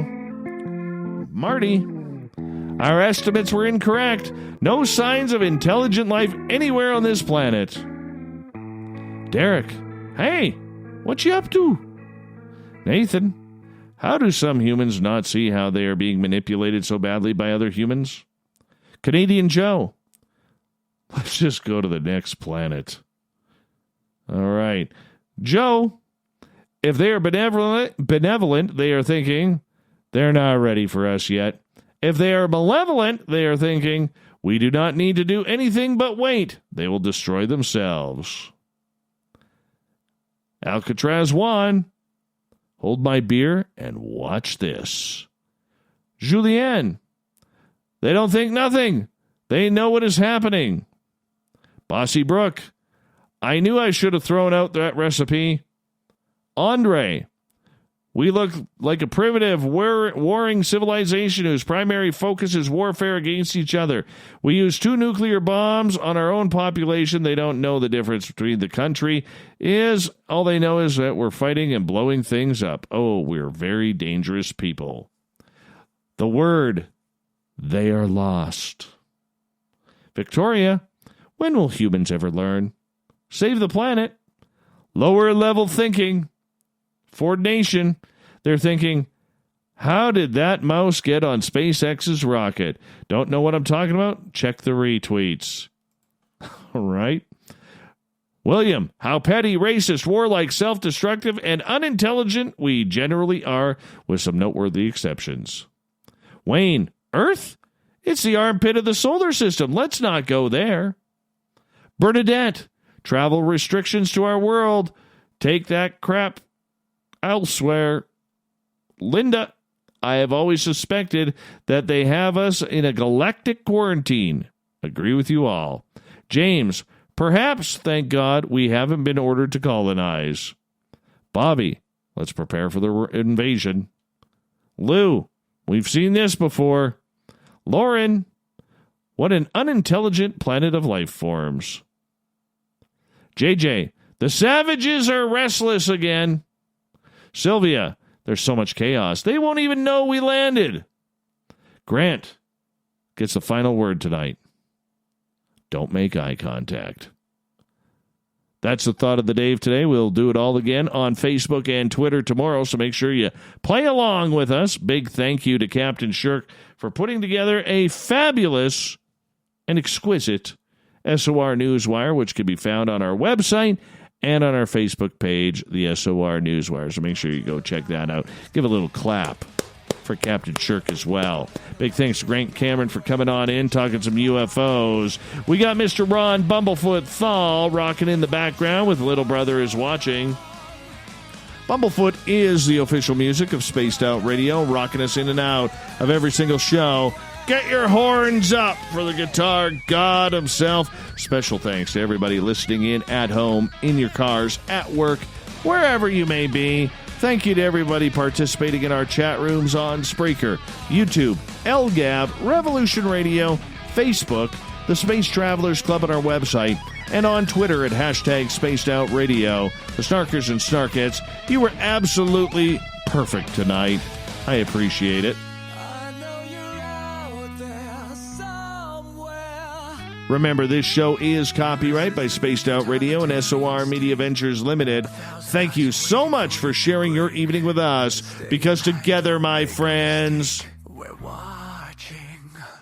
We own the night, Mr. Bumblefoot. We need a favor. We need you to take us home.